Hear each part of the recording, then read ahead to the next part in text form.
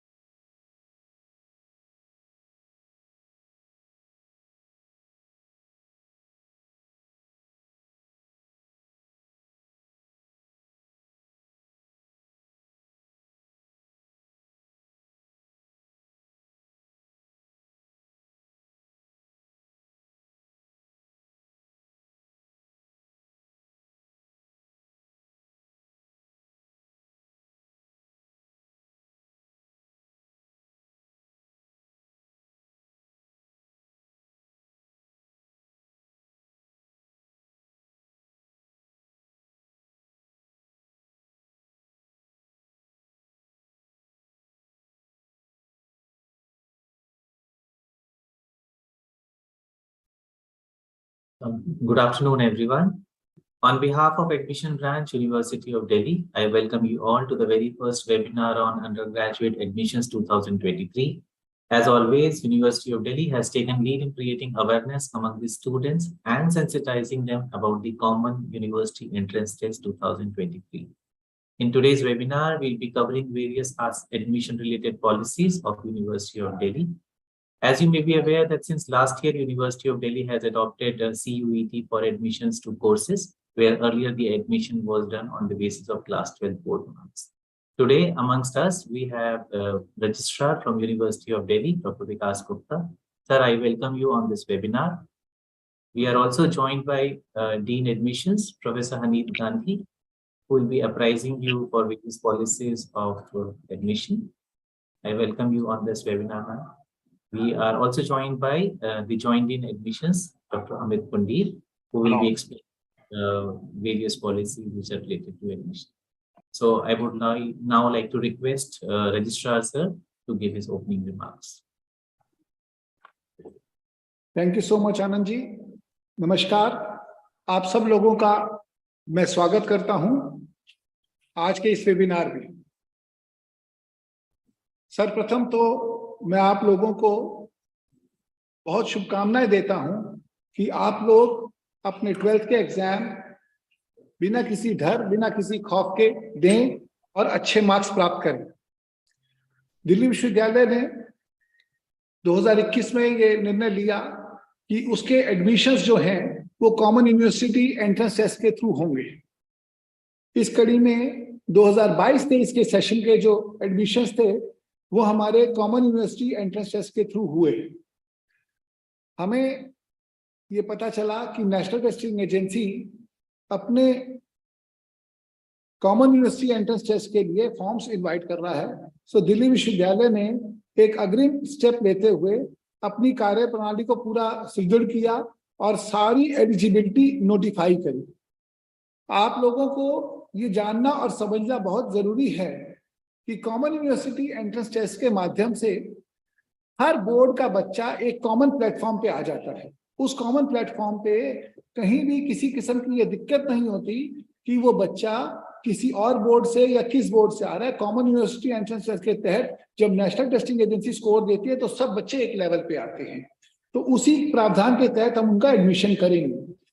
बच्चे कुछ चीजों का जरूर ध्यान रखें कि नंबर 1 कि आप लोगों ने 12th में जो सब्जेक्ट्स पढ़े हुए हैं, आप कॉमन यूनिवर्सिटी एंट्रेंस टेस्ट में वो सब्जेक्ट्स जरूर ऑप्ट करें. दिल्ली विश्वविद्यालय ने ये निर्णय लिया हुआ है कि आप क्लास 12 के सब्जेक्ट्स अगर आपने पढ़े हैं उन्हीं में ही आप CUET देंगे तो हम उनको कंसीडर करेंगे. लेकिन कुछ कोर्स जैसे BA प्रोग्राम का हमारा कोर्स है उसके अंदर थोड़ा सा फ्रीडम है कि आप एक लैंग्वेज, एक सब्जेक्ट और साथ में जनरल एबिलिटी का एक टेस्ट लेके भी एडमिशन ले सकते हैं. हमारे कुछ कोर्सेज के एडमिशन में अलग क्राइटेरिया भी दिया हुआ है जिस चीज को बच्चे बहुत ध्यान से देखें कि वो किस कोर्स में एडमिशन लेना चाहते हैं और वहां की एलिजिबिलिटी क्या है. दूसरी चीज, कुछ बच्चे हमारे अलग कैटेगरीज से भी आते हैं जैसे SC, ST, OBC, economically weaker section of the society. आप सबसे मैं ये रिक्वेस्ट करूंगा कि आप लोगों के बोर्ड के एग्जाम 31 मार्च तक हैं. आप अपने एग्जाम दें, अपनी तैयारी भी करें और साथ में जो आपकी कैटेगरी का सर्टिफिकेट है, क्योंकि आज की डेट में सारी सरकार जो है वो सर्टिफिकेट ऑनलाइन देती हैं, वो सर्टिफिकेट भी अपने जल्दी से जल्दी तैयार करवाएं. क्योंकि आखिरी मिनट में आप लोगों के पास सर्टिफिकेट ना होने के कारण आपको बहुत असुविधा होती है. तो हम ये चाहेंगे कि जब आप ये फॉर्म, अभी तो पहली स्टेज का फॉर्म आप भर रहे हैं NTA का, लेकिन जब दूसरी स्टेज का फॉर्म दिल्ली विश्वविद्यालय का भरेंगे तब हमें ये सर्टिफिकेट आपके चाहिए होंगे. और इन सर्टिफिकेट्स को बनाने में मैंने ये देखा कि अधिकतम समय 15 दिन का लगता है, उससे ज्यादा का समय नहीं लगता है इस चीज में. तो आप लोग इस चीज को ध्यान में रखें. तीसरी चीज, जब हमारा सेकंड स्टेज का फॉर्म आएगा उसके अंदर हम आपसे डिफरेंट कोर्सेज और उसकी ऑप्शन जब चूज करवाते हैं तो आप लोग ये ध्यान रखें कि जितने कोर्स में आप अपनी एलिजिबिलिटी के तहत एलिजिबल हो रहे हैं आप उन सबको ऑप्ट करके चले, कि जिससे कि कई बार किसी असुविधा के कारण आपका स्कोर अच्छा नहीं आया तो आप विश्वविद्यालय में एडमिशन से वंचित ना रह जाएं. कोई ना कोई कोर्स होगा जहां पे आपकी एलिजिबिलिटी मीट कर रही होगी और आपका स्कोर उस मेरिट लिस्ट में आ रहा होगा और आपका एडमिशन मिल जाएगा. तो ये सारे प्रावधान हमने करे हुए हैं. आज हमारा पहला वेबिनार है ये वाला, जिसमें हम सारी एलिजिबिलिटी बताएंगे कि किस किस तरीके से आपको समझना है. इन चीजों को आपको ध्यान में रखना है. मेरे साथ प्रोफेसर हनीद गांधी हैं जो डीन एडमिशंस हैं. ये आपको हर तरीके की चीज पूरे विस्तार से बताएंगी। इसके बावजूद भी हमारी एडमिशन ब्रांच ने कई तरीके की तैयारी कर रखी है कि आपका चैट बॉट है, आप क्वेश्चन पूछ सकते हैं, आप हमें मेल लिख सकते हैं, आपको जवाब मिल जाएंगे। लेकिन आप लोग फॉर्म को सही तरीके से भरें, अपनी कैटेगरी को सही तरीके से भरें, अपने नाम को पूरा सही तरीके से भरें, क्योंकि कुछ पैरामीटर्स ऐसे हैं जो एनटीए भी चेंज नहीं करता और हम चेंज नहीं कर पा सकते उसके बाद। तो आप लोग ये ध्यान रखेंगे तो आप लोगों को बहुत सुविधा होगी। और मेरी बहुत बहुत शुभकामनाएं आप सबको। और आज के इस वेबिनार को आयोजन करने के लिए मैं हनीफ गांधी जी का, मेरे साथी अमित पंडित जी का और आनंद जी का धन्यवाद देता हूं कि इन्होंने बहुत जल्दी और उचित समय पर यह स्टेप लिया कि हम ये वेबिनार ऑर्गेनाइज कर पाए और बच्चों को ये सूचना मिल पाए। बहुत बहुत धन्यवाद। नमस्कार। Thank you. धन्यवाद sir.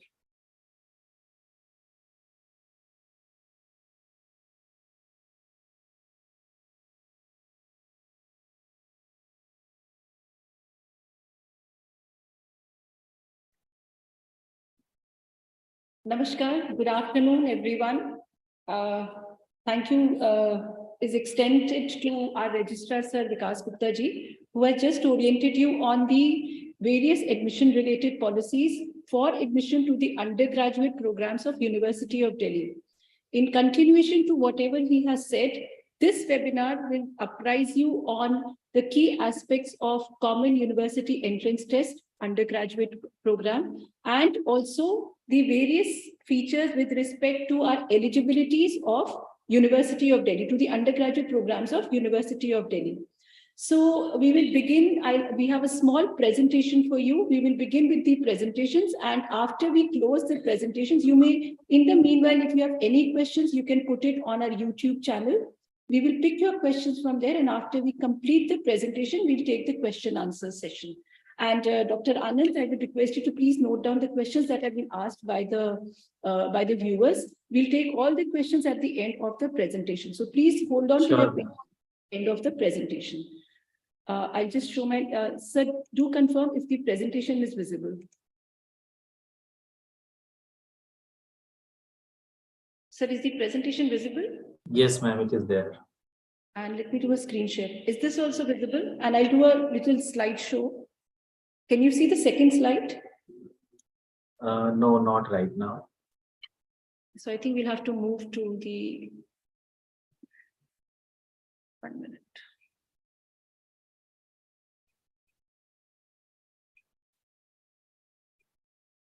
Is it visible now? Yes, it is visible now. I think I'll have to close the screen sharing mode.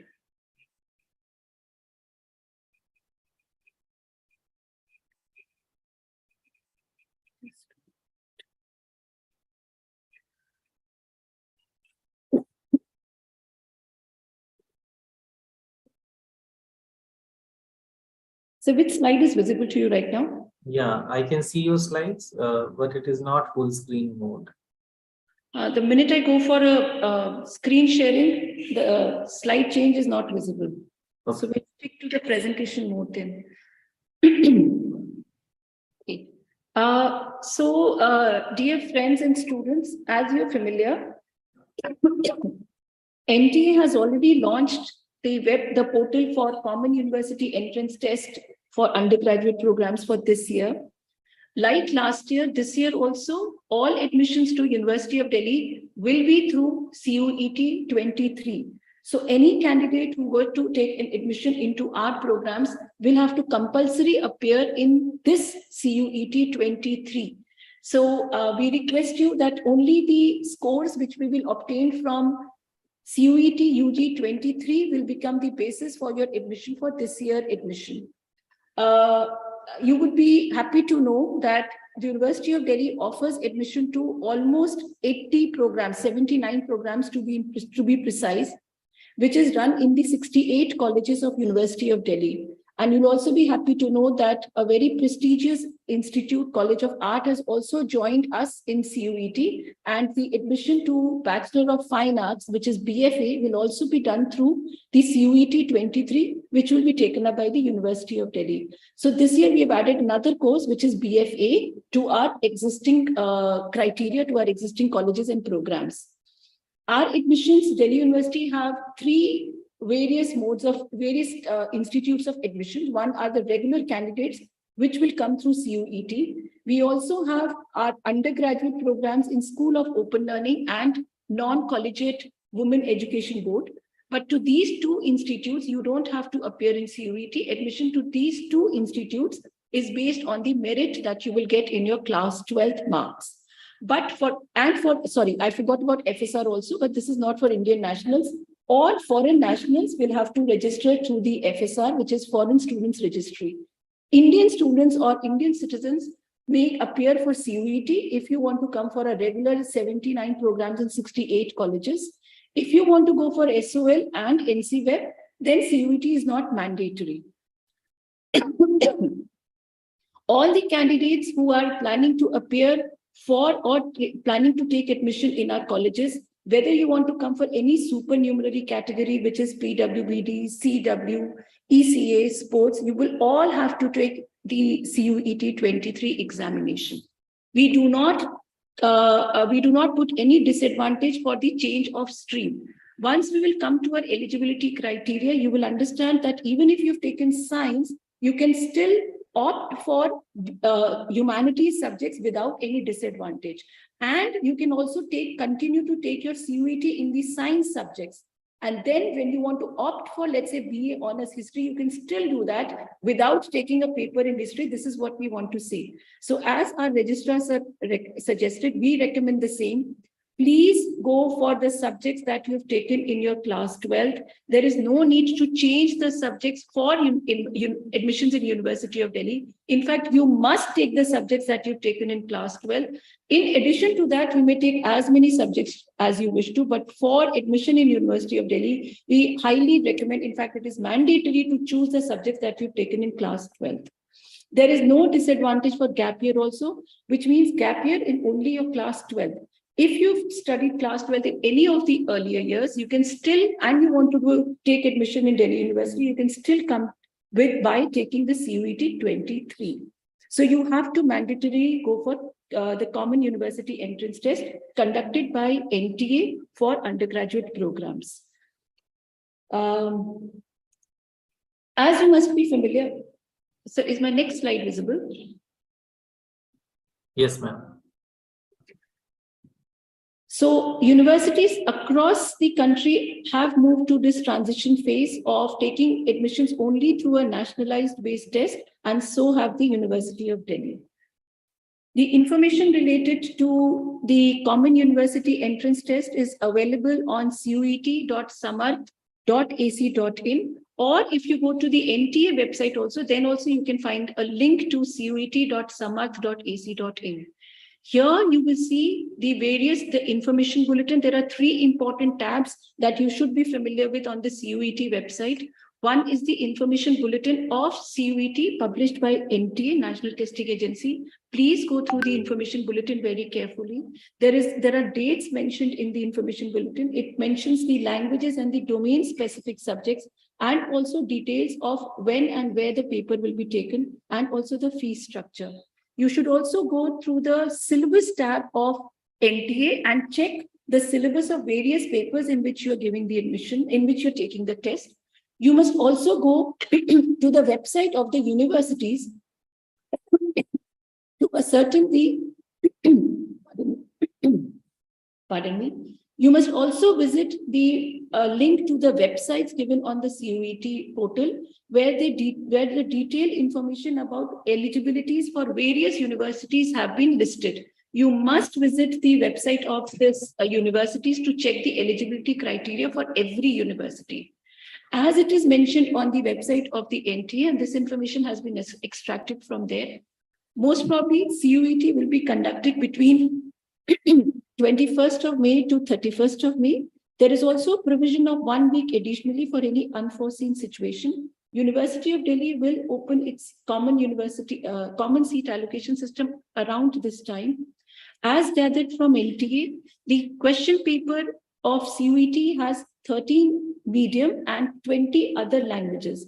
Now, these medium are the paper in which the question would appear on your screen. So the paper of CUET is likely to be in 3 modes if you opt for. Every question on your screen will be in English, Hindi, and an additional medium that you opt for. Now, these medium are these 13 medium that are visible on your screen. Some of them are Assamese, Bengali, English, Gujarati, Hindi, Kannada, Malayalam, Marathi, Punjabi, Tamil, Telugu, Urdu, so on.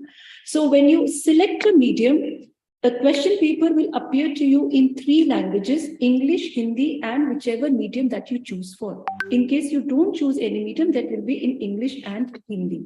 Now, these languages are also made provisional according to the provinces in which these medium are most spoken. So that is how the arrangement has been done.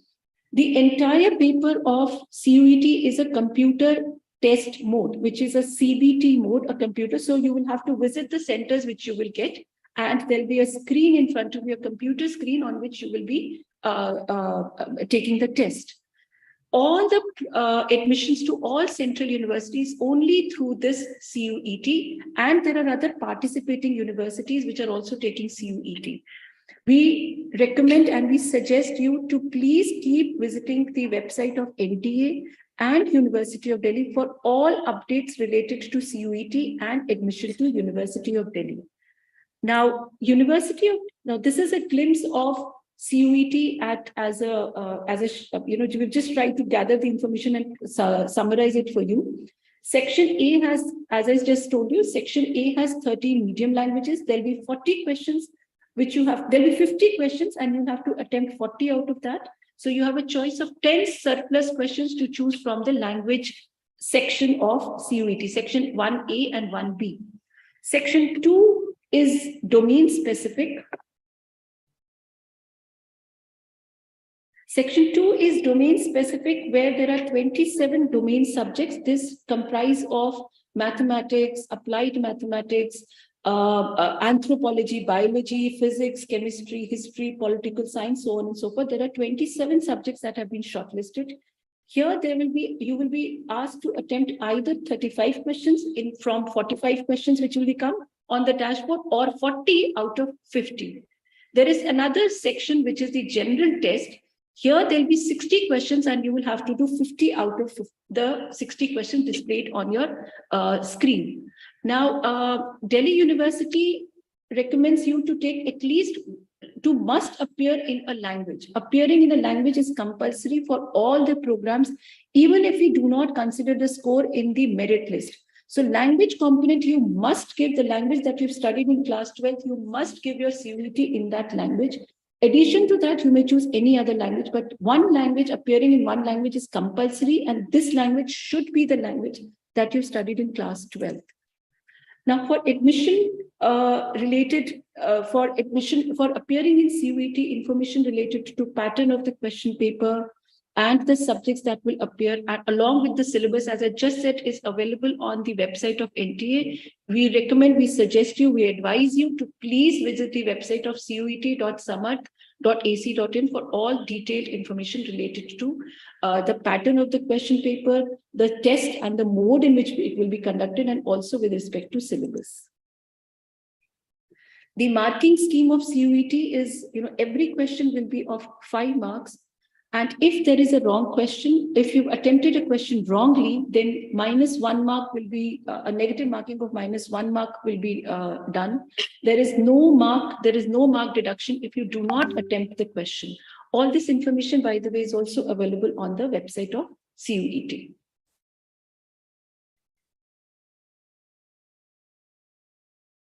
This is the medium of instruction in which the paper would appear.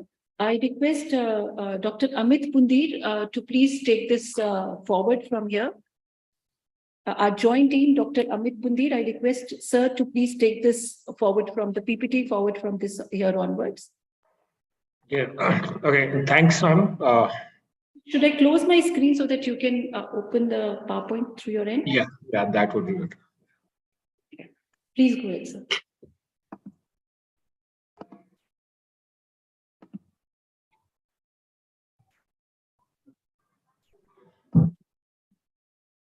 I hope my screen is visible to all. Yes, sir, it is.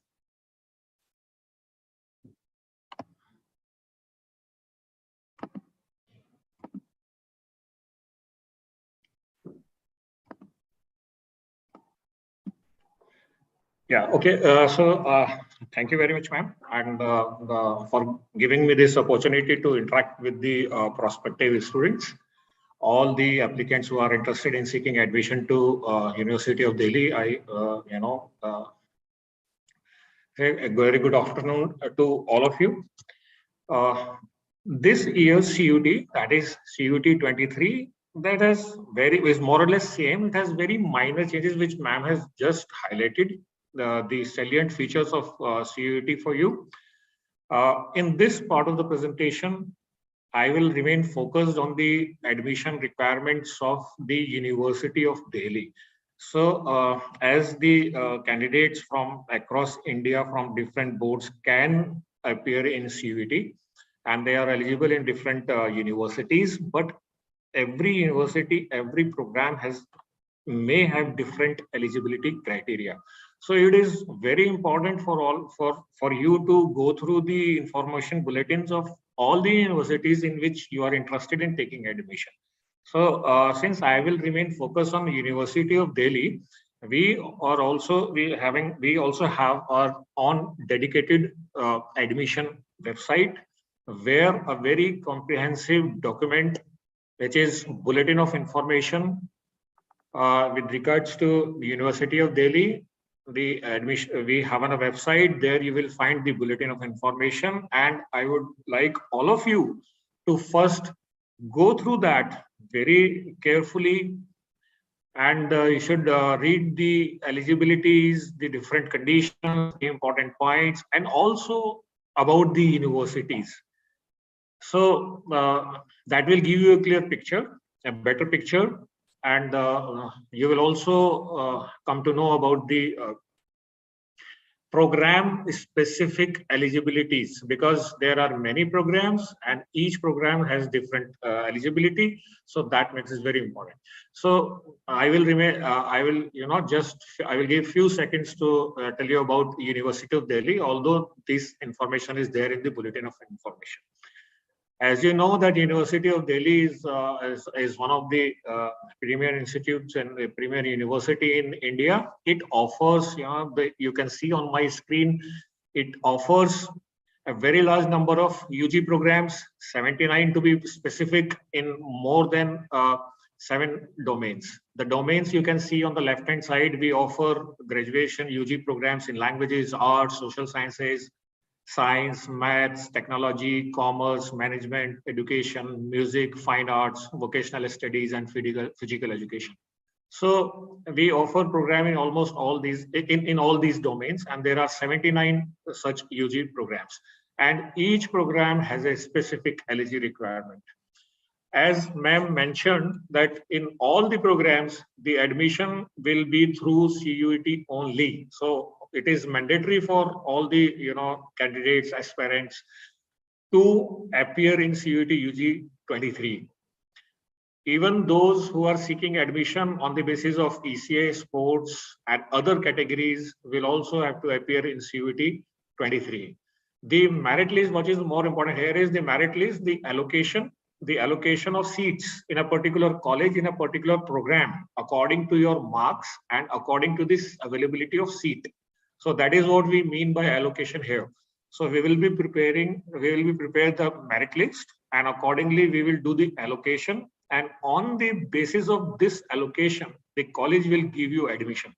So the entire process of preparation of merit list, the allocation, and the admission, the entire list, the entire cycle will be based on CUET score. So it is important, it is mandatory to appear in CUET. Now, another important point which the registrar sir and the dean ma'am also highlighted, and they repeated it again and again, is that, and I would also give few seconds for this point, because this is a very important point to note. In University of Delhi, we have taken a decision that only those subjects in which you have passed, in which you are appearing in your class 12, or you have passed your class 12, only those subjects will be considered for giving admission, for deciding merit list, for allocation, for final admission, we will be considering only those subjects in which you are either appearing or you have passed class 12th. So we have prepared a infographic for you. Suppose in class 12th, you appeared in these subjects, that is English, Physics, Chemistry, Maths, and Economics. But in CUET, you decide to appear in these papers, as you can appear up to 10 papers in CUET. You can take up to 10 papers in the subjects in CUET. So what my students do is that they study different subjects, A, B, C, D subjects in class 12, and they appear in PQRS different subjects in CUET. So these students, they become ineligible when it comes to University of Delhi admissions. So as you can look in this particular diagram, if you appear in English and the same you take in CUET, then we call it that the subject is correctly mapped. You had English in 12th class and you took English in CUET, then that subject is mapped. If that subject is there, then we will consider that for admission. So in this particular diagram, you can see that there are four subjects which are common in class 12th as well as in CUET. Now there are 3 subjects, history, which was not there in 12th class. Even if you appear in CUET in history, University of Delhi will not consider this paper for deciding merit and giving you allocation. So this is very important to understand here. Last year, because last year the CUET was held for the first time, there was lack of awareness, or we came across hundreds of applicants which who appeared in different subjects in class 12 and different subjects in CUET. So we could not, although they were all good students, candidates, but we could not give them admission because of this technical issue.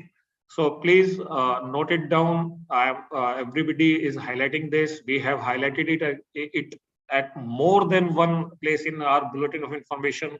The registrar sir has just highlighted this. The ma'am has just highlighted this, because this is very, very important, and it makes many students ineligible in CUET. So please remember this, and do appear in the subjects which you have studied at 12th class.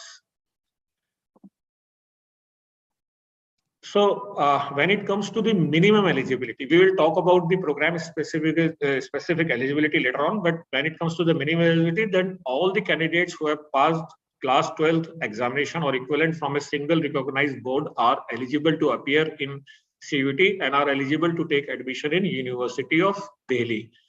So now, after this minimum eligibility, I would like to talk about the program specific eligibility.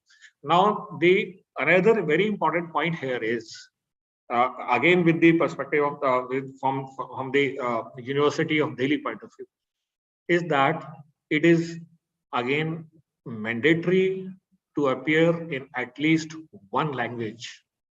Whether you are applying for BA Honors or you apply for BSc Science courses or Technology or whatever, in University of Delhi, language is considered for deciding the merit list for majority of the programs. In few programs like Science, BSc Science Honors programs, where we do not consider language,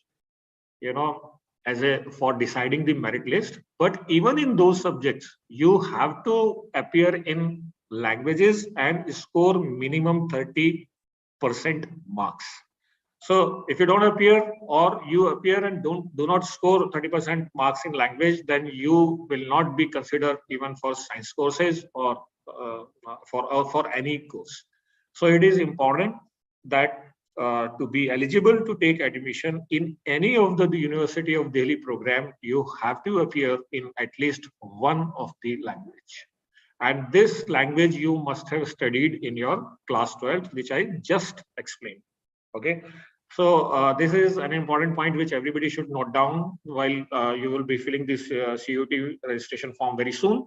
So this is another very important point. Please appear in at least one language in which you have studied in your class 12th also. If you have taken two, if you have passed 12th class with two languages, you can choose to appear in one. You can appear in both, and we will consider the one in which you score the higher marks. That is up to you, but minimum one should be there. Okay, so one language is important to be eligible in University of Delhi. Okay, after this language, we come to the domain specific subjects, which is section 2 in CUET. So on the left hand side of the screen, you can see that these are the domain specific subjects. There are 27 in all in section 2 as per CUET. Now here it is important to note that if you want to take admission in University of Delhi, then you must appear in at least 3 subjects. Now what we have done, this is very important, what we have done in University of Delhi is that we have divided these 27 courses into 2 lists, and that is list B1 and list B2, which you can see on the right hand side of your screen. So these 18 papers, 18 subjects like accountancy, chemistry, history, mathematics, physics, psychology, Sanskrit, and sociology, these all 18 subjects are in list B1.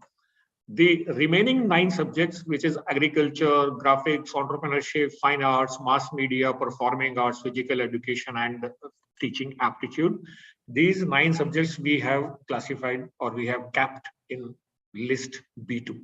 You will very soon understand why we have done this, but in when I will take examples of program specific eligibilities, then you will understand the significance of this, of dividing these section 2 into 2 subsections for Delhi University, that is list B1 and list B2. This is again very important. You must download the bulletin of information, go through each program, and then find out which program considers which subject from which list. It is important. It is important. So we will take few examples, like, you know, just to give you an why we have done this. I am taking an example that Delhi University offers admission on the basis of best of 4 calculation. So we pick best 4 papers in which you have appeared in CUET, and one of these should be languages for one of these should be a language.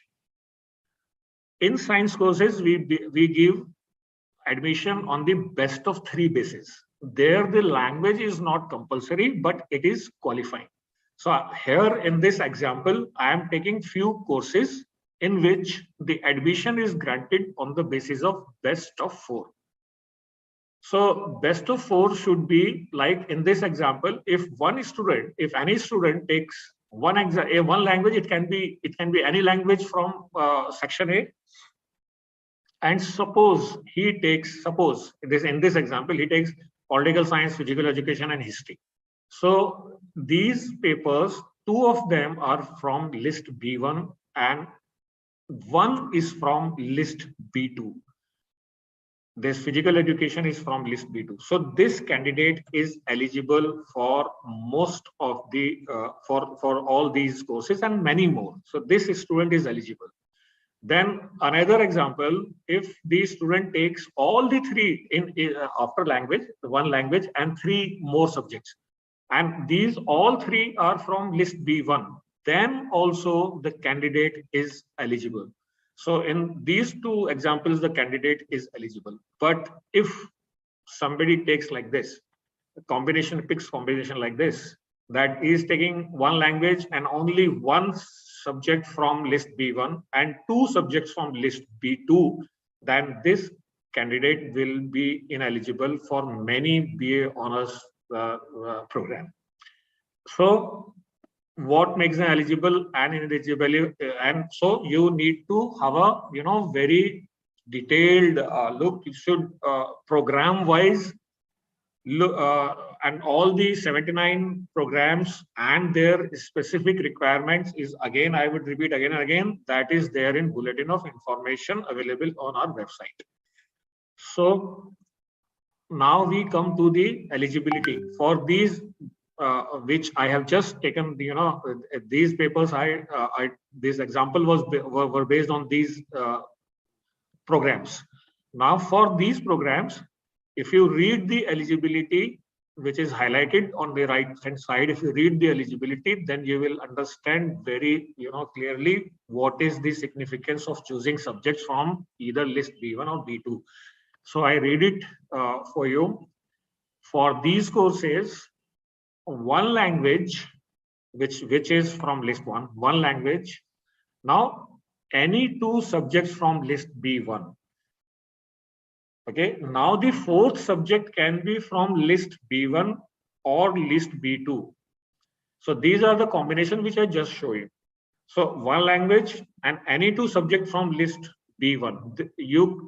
Candidate cannot choose 2 subjects from list B2.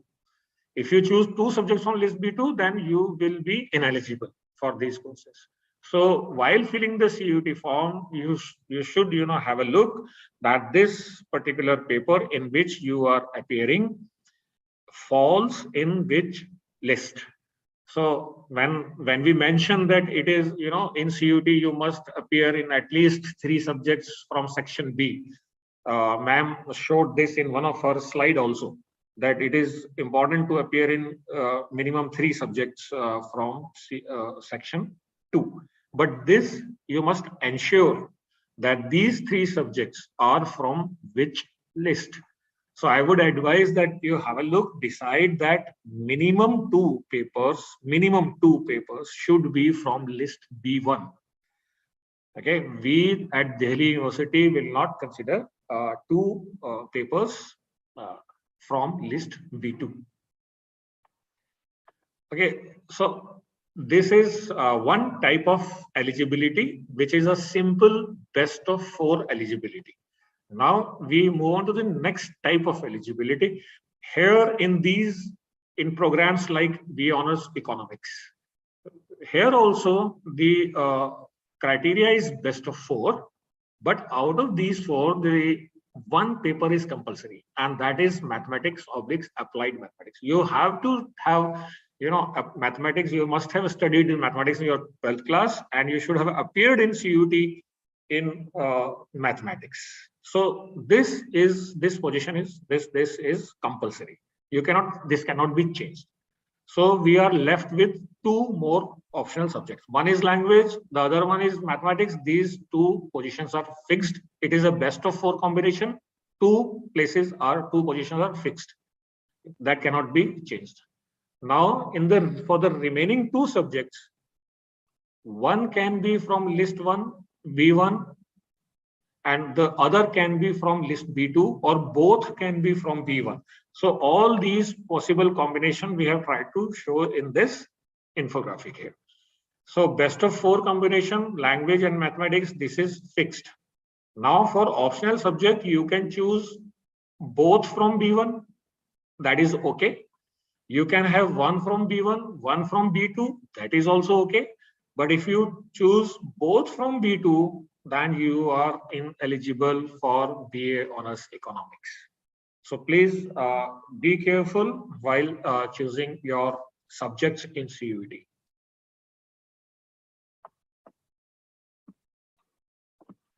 Yeah, this is the similar eligibility. BSc Honors Computer Science or BSc Honors Maths, BSc Honors Statistics. There is a similar in the sense that it is also best of 4 combination in which 2 positions are fixed, 1 language and the other one is mathematics. So same logic. You can choose the remaining 2 from B1, 1 from B1, the other one from B2, but you cannot choose both from B2. All right. So now here this eligibility is related to science courses, honors science courses, BSc Honors Biological Sciences, Botany, Geology, where the admission is given on the basis of best of 3. Best of 3. So in these courses, we will not be considering language to determine your merit and your rank and your allocation. we will not be considering language, but language here is a qualifying subject. Okay, so candidate must obtain minimum 30% marks in section 1, that is language of CUET. So this one should remember very categorically that again, you must appear in one of the language. That is important, but scoring 30% marks, minimum 30% marks in that is also important if you are aiming for honors science courses from University of Delhi. Yeah, so these are another set of programs. Similar eligibility, language here is again qualifying, will not be considered to determine your merit rank, allocation or admission, but you should have minimum 30% marks in that. Now there are programs which have two different types of eligibilities. For the same program, you have two different types of eligibility. As in this case, environmental sciences, you can say that the combination one is PCB. Okay, so anyone who is appearing with PCB combination is eligible, and the other candidates who are appearing with PCM, they are also eligible. And there might be cases where the student may have given all the four: physics, chemistry, maths, and biology. So there will be different combinations for this particular candidate if he is aiming for environmental sciences. But you need not worry about that. You just appear in these paper as per the eligibility. The rest will be taken care of by the algorithm sitting at the back end of the Delhi University admission system. They will pick your best combination. So you will not, out of these possible combination, we will pick the best combination. If your score is, let's say, higher in physics, chemistry, and maths, then it will be considered, even if you have appeared with biology but scored less mark in biology. So different combination may be there, but the best combination will be considered by University of Delhi. So yeah, now we move on to the another set of programs which have slightly different eligibilities, and these set of programs are language programs. So there are other 10 language programs offered by University of Delhi, and they have the eligibilities which are, again, there can be more than one combination. For example, in this case, in the case of BA Honors Punjabi, the candidate who have studied Punjabi in class 12th, right? So they will appear in CUET in Punjabi. So that is a very simple case that is eligible for admission in BA Honors Punjabi. But if you appear in some other subjects other than Punjabi, then also you will be considered under combination 2. And combination 2 is that you appear in any language. So the requirement of Delhi University is one language from section A. So if you have studied Punjabi, then it is good that you will come through combination A, channel 1. If you have not studied Punjabi or you appeared in any other language, then you come through channel 2. But it is important to note that the combination 1 will be preferred over combination 2.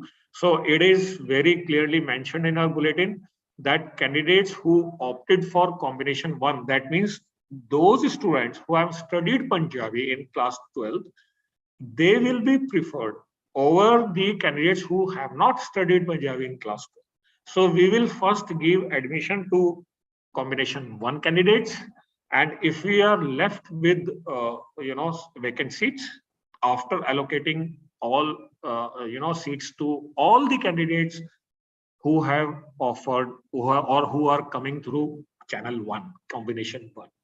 So this is preferential allotment. For in languages, Delhi University will give the preferential allotment, and preference will be given to the candidates who have studied that particular language in their class 12th. Right. So that was a different type of eligibility. I hope you must have understood that. Preferential allotment. Now we come to the other set of programs here, which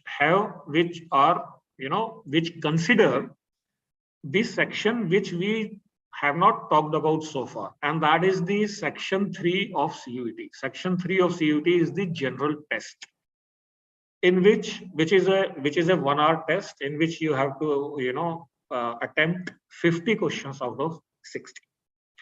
So this is ma'am just mentioned the number of questions and the maximum number of questions. So this is section 3 of CUET. These are the programs, and there are a few more which consider general test also. So these are the programs in which we give admission on the best of 4 combination. That is, combination 1 is best of 4, but the students who appear in general test, they are also considered for these courses. Now the one question comes to our mind is that in combination 1 there are 4 subjects, and in combination 2 there are just 3 subjects. So the maximum marks here in these cases differ. Okay, so one set, combination 1 will be out of maximum marks for 4 subjects, while combination 2 is maximum marks of 3 subjects. So the weightage differs. In such cases, University of Delhi will carry out appropriate proration. Okay, now moving to the next set of eligibility, and that is another sort of a course, and that is BCom Honors. Here also we have 2 combinations. We have the mathematics and applied mathematics, that is combination 1. And in combination 2, the candidate can now appear in accountancy also. So we will consider both the combination, that is language and mathematics, language, accountancy, and 2 more subjects. And the best combination will be considered for determining your merit and your allocation in a particular program in a particular college. Yeah, these are the programs: business economics, management studies, business administration, which were earlier, admissions in these courses were done through separate entrance test. Now these courses will also, are giving admission on the basis of CUET score only. So for these courses, again, 2 positions are, you can say the fixed. That is, you have to take 1 language from list A, and the mathematics / applied mathematics, whether it's missing here, there's a small typo here. So mathematics and the applied mathematics, that paper from CUET and the general test, that will form the basis of admission in these courses. This is one program which has slightly different minimum eligibility condition. In other programs, in all, that is Bachelor of Elementary Education. In this case, as I mentioned, all the candidates who have appeared or cleared 12th class from a single board, just passed, they are eligible. But in this particular case, since it is governed by NCTE 2014 regulation, the candidate should have at least 50% marks in class 12 for this, only for this particular program. The other condition remains the same. The eligibility criteria is best of 4. And that is language and any 2 subjects from list B1, and the 4th subject can be from B1 or B2. Yeah, now there are many programs offered by University of Delhi. Many, I am using the word many because there are many programs in music, there are many programs, there are programs in physical education, there are programs in fine arts, which give admission on the basis not only of the CUET score, but the students will have to appear for a performance-based test. And these eligibilities for these programs will have 2 components. One is your CUET score. 50% weightage will be given to your CUET score, that is component 1. And the second component is the marks scored by the candidate in the performance-based test, which will be done at different in face-to-face mode by the departments or the colleges which are offering these programs, and the schedule for this will be notified later on. But that performance based test that carries 50% weightage. So these eligibilities which I just mentioned, BA Honors in Music and BSc Physical Education and Bachelor of Fine Arts, these eligibilities have two components: 50% CUET 23 score will be given and 50% weightage will be given to the performance based test. This is what I just mentioned. This year, for the first time, last year, Bachelor of Fine Arts was not in our bouquet. Now, this year, Bachelor of Fine Arts admission will also be, done through the Delhi University registration and allocation process. And this will be, again, having two components: the practical based test, which will be conducted by the College of Arts. So dates for this will be notified later on, but both the components in this program also have 50% weightage. Now we come to this a query which is very frequently asked, that if I am appearing in CU in 12th class, is candidates normally have 5 or 6 subjects, but in CUT you can appear in up to 10. So, sometimes the mismatch happens, or sometimes, students appear in more than 6, 7, 8 subjects. So there this query comes to us, that which particular paper I qualify in a particular program with more than one combination. So which combination will be picked? So we have prepared an illustrative example to explain that. So if we, we have taken the example of BA Honors English here. Suppose you appear in a particular, fulfill the requirement of English Honors. So you register at Samarth and appear in CUET with this combination, which are shown in green. So you choose English from section A. That is good. It's okay. Now you pick 3 papers from B1, list B1, that is history, geography, and economics. That is also okay. It's shown in the green. Now the dashed line which is separating B2 subjects from B1 subject.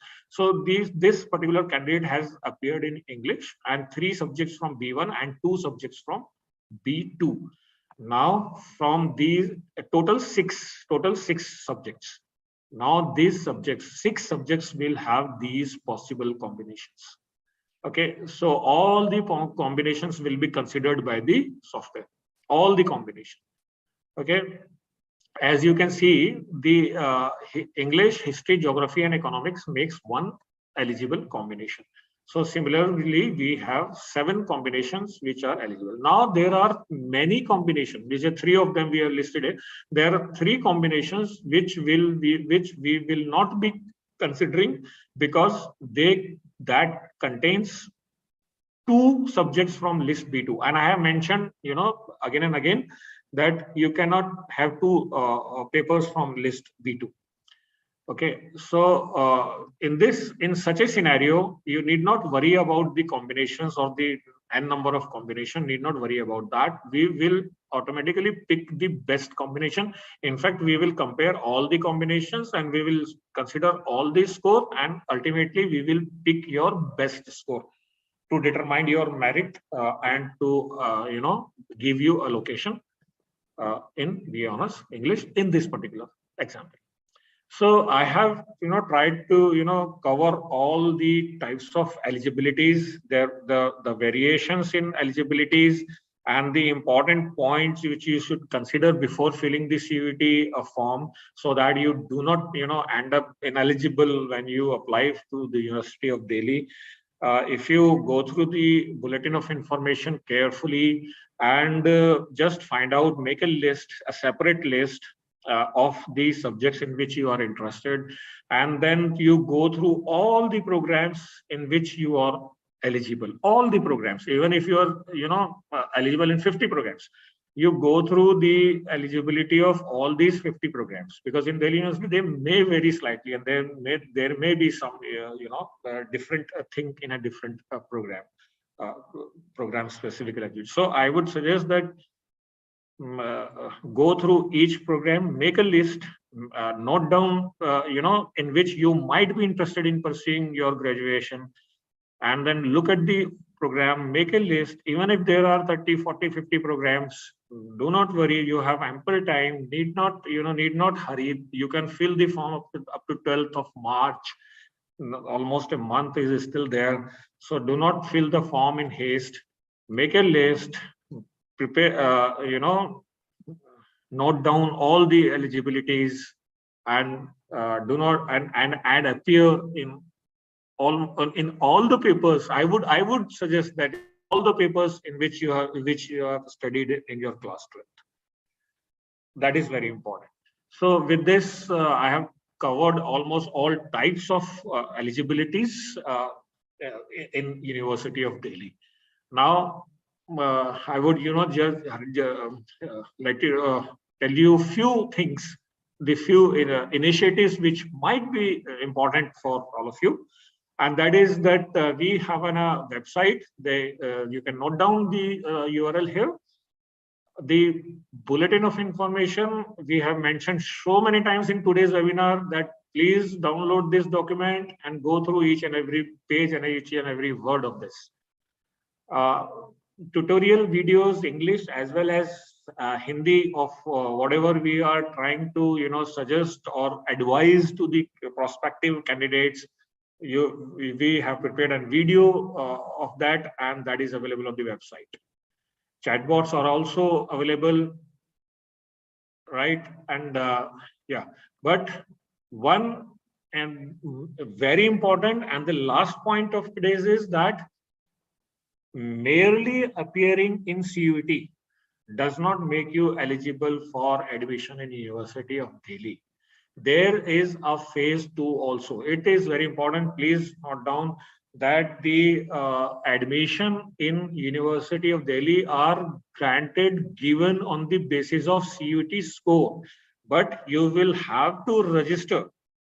You will have to register at our university, and the admission will be done through CSAS 2023. So you will have to register for Common Seat Allocation System of University of Delhi.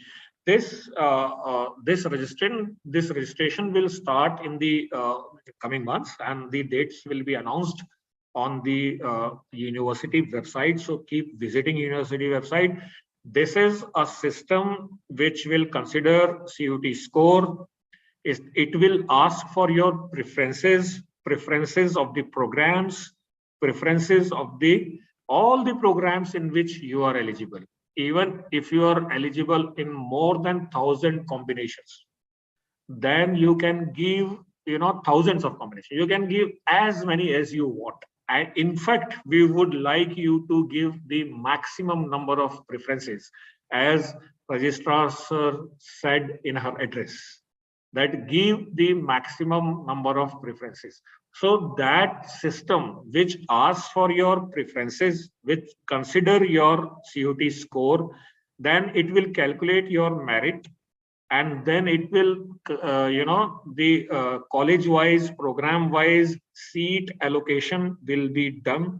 You will be given certain time to accept that allocation and pay the requisite fee.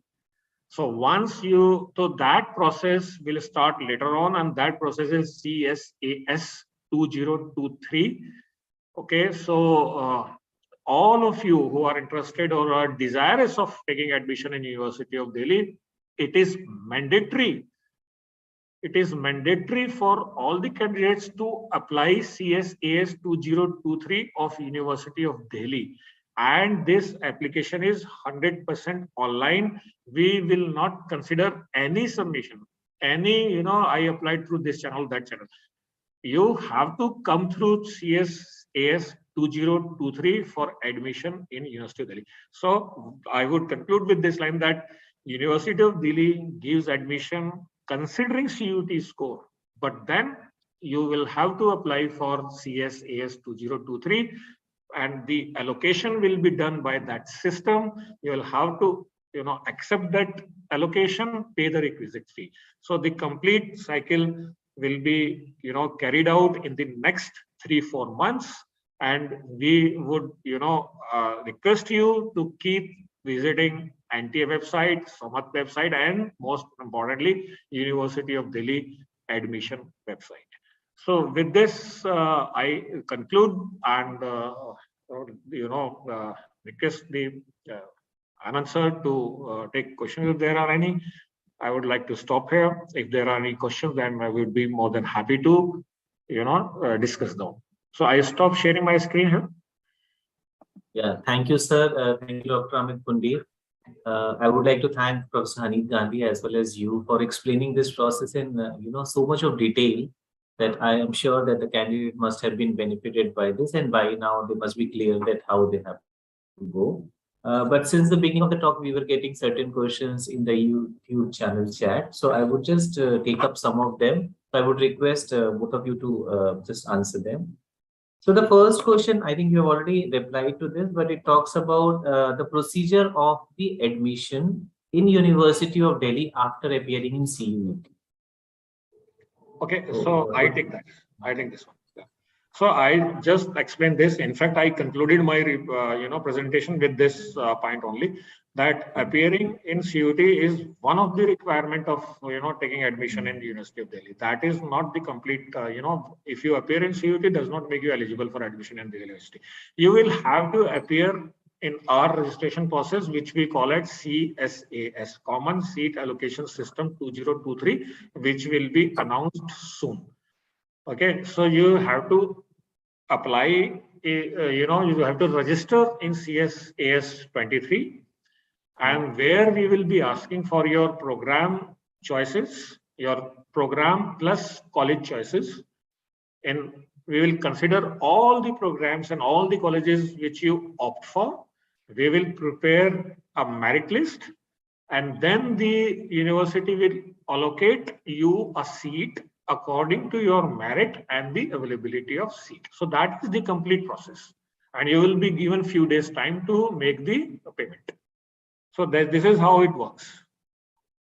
Yes, Anita. Yeah. Just to, I think we'd also looked at some of the questions. I just wanted to give a little summary of like a takeaway to all the candidates. A few points to remember as takeaway from this webinar is, please appear in the subjects in which you have opted in class 12th. There is no deduction of changing the stream. If you've taken physics, chemistry, mathematics in your class 12th and you want to do history honors, you can't do this by giving your CUET in this. But that doesn't mean that you cannot opt for more subjects in CUET. CUET gives you an option to select 10 combination of subjects, including the general test. So you can pick up any number of languages, any number of domain-specific subjects, provided at least the subjects that you've taken in class 12 are taken. So take those 4 or 5 subjects in which you're appearing in class 12. In addition to that, you can appear in any more subjects that you wish to. After you appear in CUET, and once the CUET exam is over, as we have been continuously saying, and Dr. Pundir, I'll echo what he's just repeated, and he has been repeatedly saying, after you finish CUET exam, then Delhi University also will open a portal, which is called the Common Seat Allocation System, where you will give your preferences for program and colleges in which you want to take admission. Opt for as many preferences in which you will be eligible for, but be careful to opt for those programs in which you will join the university if you've granted an admission. So look at the preferences, but when you're giving your preferences, do take the courses in which you will be willing to join the university if you're offered to. We will do more webinars to bring orientation and awareness on these aspects of choosing the preferences. But right now, it is, the main focus is to give CUET well, appear in the examination. After this, the later stage, we will be doing several more webinars to, induct you on this process of filling the CSAS form. We'll do a detailed webinars on how to fill the CSAS form also. But currently, the focus should be on selecting the subjects, appearing for CUET, preparing for CUET, and giving the subjects accordingly. Yeah. Thank you, Professor Gandhi, for just highlighting this point again and again, that they have to appear in the same subjects in which they appeared in their class 12. So there is a similar, like extension of this question, that some students have appeared in 6 subjects in their school. So they want to know that is it mandatory for them to appear in all 6 of them, or they can choose 5? You can choose 5. You see, there is no compulsion. CUET gives you a platform to choose at least 10 subjects. But we suggest, why are you leaving the 6 subject as well? Because we will be picking up best of your performances, as our colleague, as my friend Dr. Pundir has been repeatedly saying. We will pick the best subject combination in which you have appeared. We need only best 4, language and 3 other subjects. But there's no harm if you get, if you give CUET in 6 subjects as well, including general test. You must give general test, because for numerous programs, general test is one of the criteria in the eligibility. So it also gives an additional benefit to give more papers, because then, we can pick the best performance. So it's not compulsory to give 6 for us. It is only important to give 1 language and 3 other subjects, as we've been saying repeatedly, within the eligibility criteria. But additional subjects are always welcomed. Thank you so much. So another question again connected to this is that how many minimum subjects, minimum domain subjects they should select? Minimum domain subjects, I think minimum, but do take a careful look at the domain subjects which we have categorized in list B1 and B2. As Sir has also been saying that, you should be careful on the subjects which are specially listed in B2.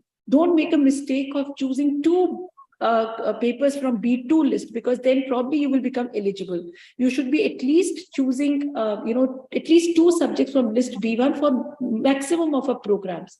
But all this we are saying with a caveat, do look at the program specific eligibilities. What we're telling you is a very generic template that at most, for most of the programs, 1 language, 2 subjects from domain from list B1 and 1 from list B2 will make you eligible for most of the programs.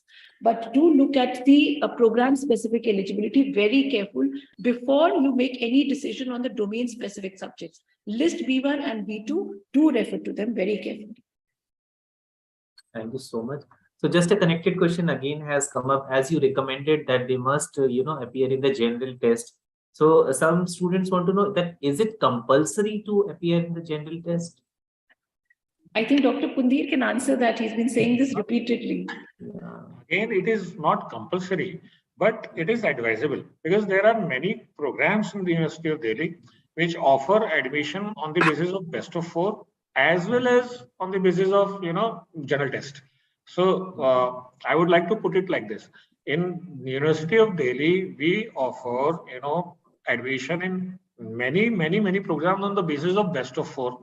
For these best of 4 combination, you should have at least 3 from the section B, that is domain specific.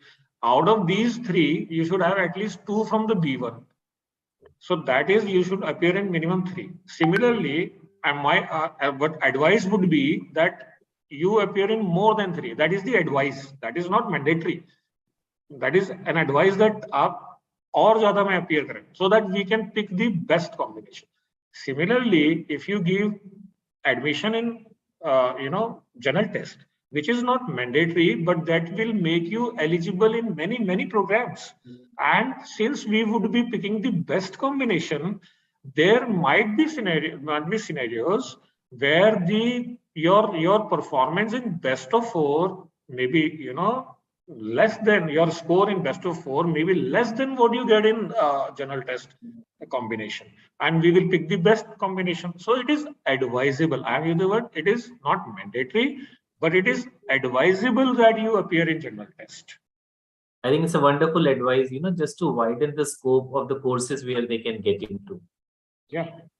Okay. Thank you, sir. So, sir, another, I think, very frequent question is what is the last date of CUET registration? I think you mentioned it, but I think they would. That is March 12th, 9 p.m. 9 p.m.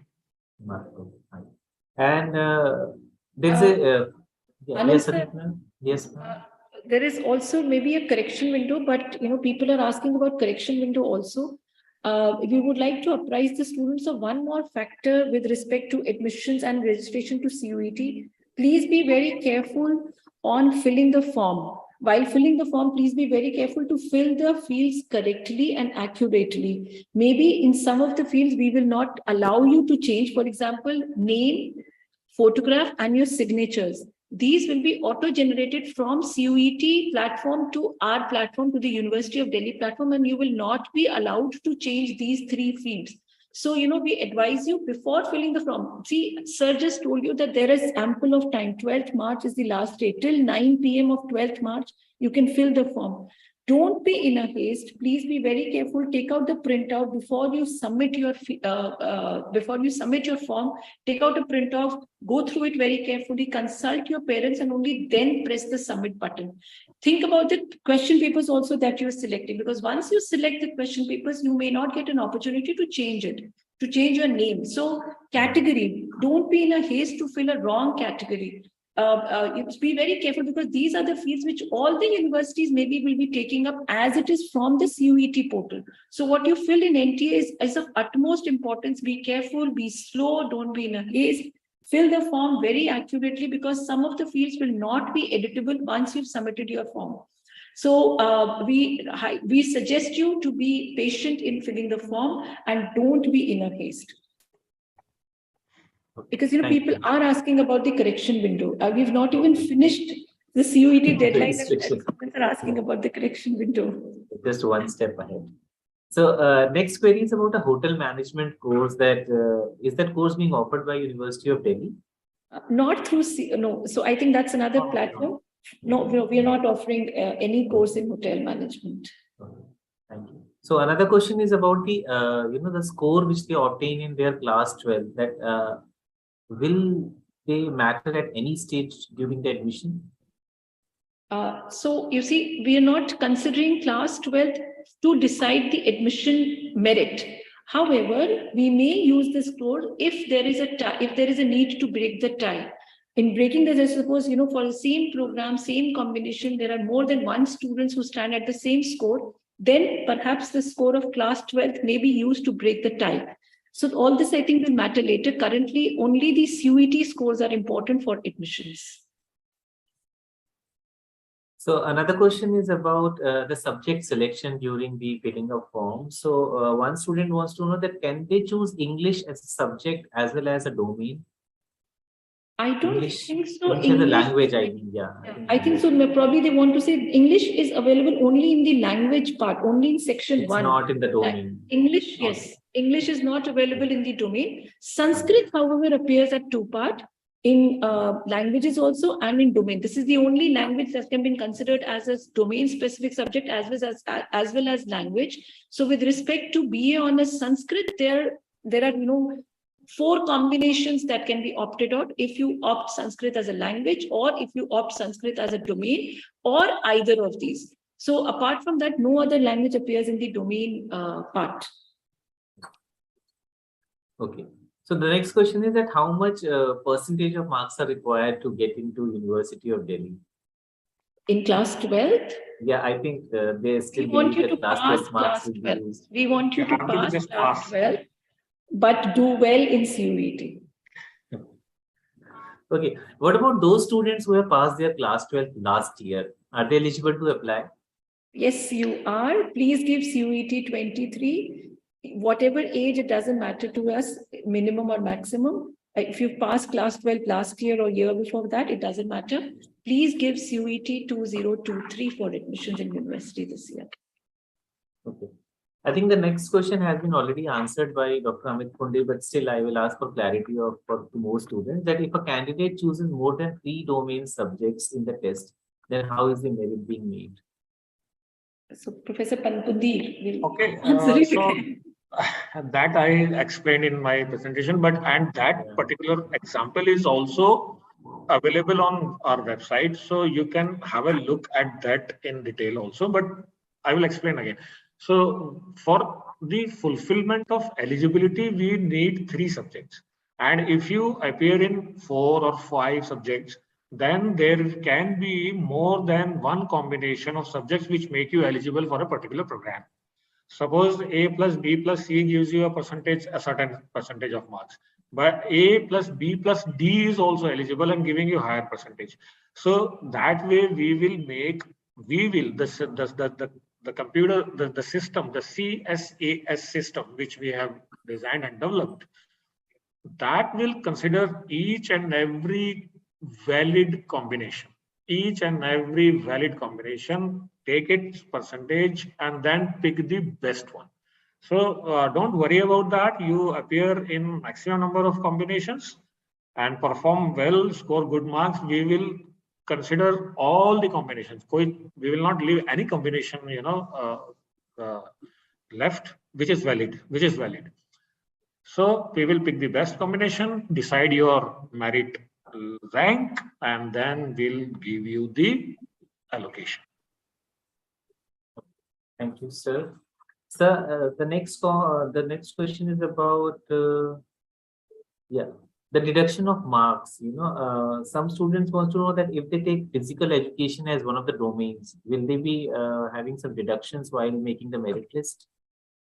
No. Again, it is not the question of deduction. That is, there is absolutely no deduction of any kind for any subject or for any stream or from, moving from one stream to the other stream.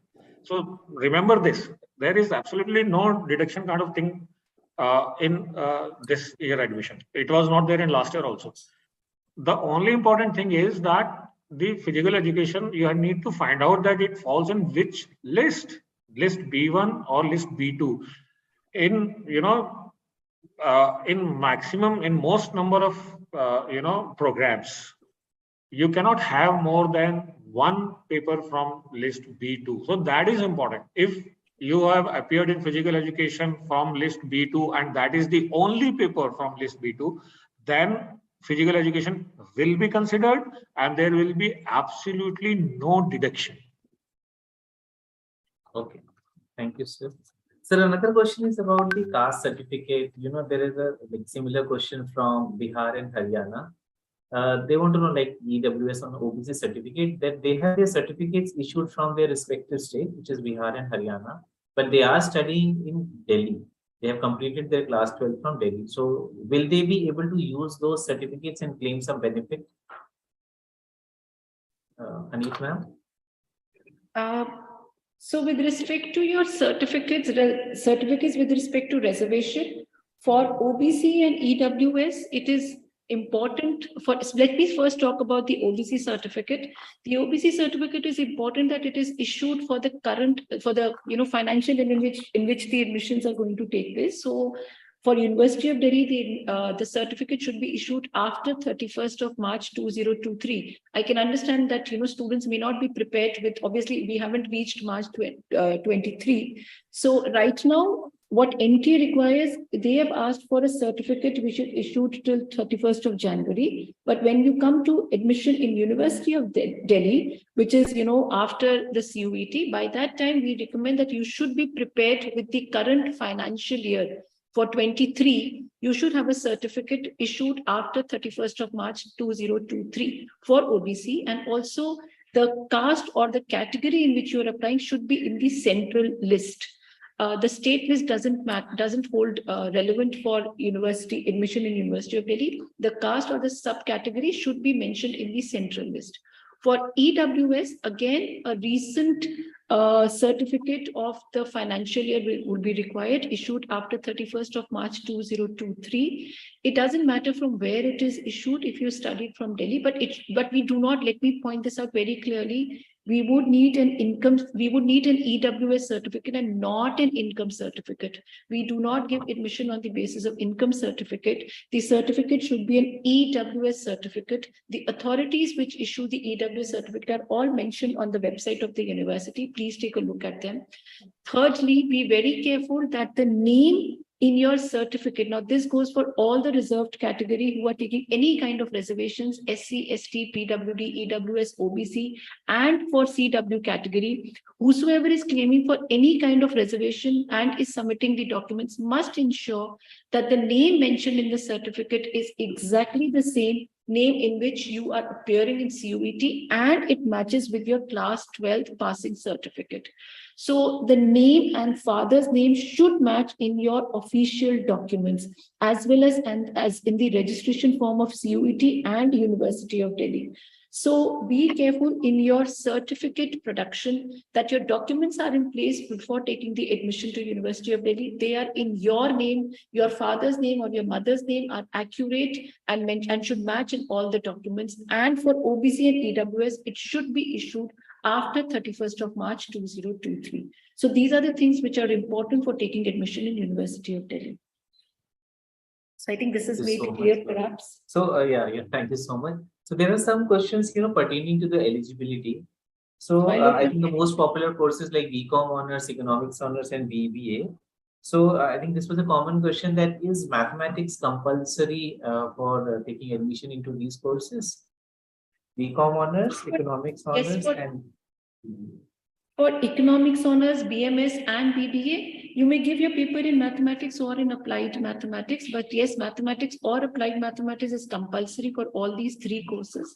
For BCom honors, you can give paper in mathematics, or you can also give, accountancy. Out of these two, so in commerce, BCom honors, there are two combination of eligibilities. One is language, mathematics, and any two subjects from list B1, B2, or it could be language, accountancy, or any two subjects. So either you should take a paper in mathematics or accountancy. That is important for BCom honors. For economics honors, BMS, BBA, BFIA, mathematics is compulsory, or applied mathematics is compulsory. Thank you. And another similar question is about, again, change of the stream. Like if a student has studied commerce in class 12, can they take computer science in graduation?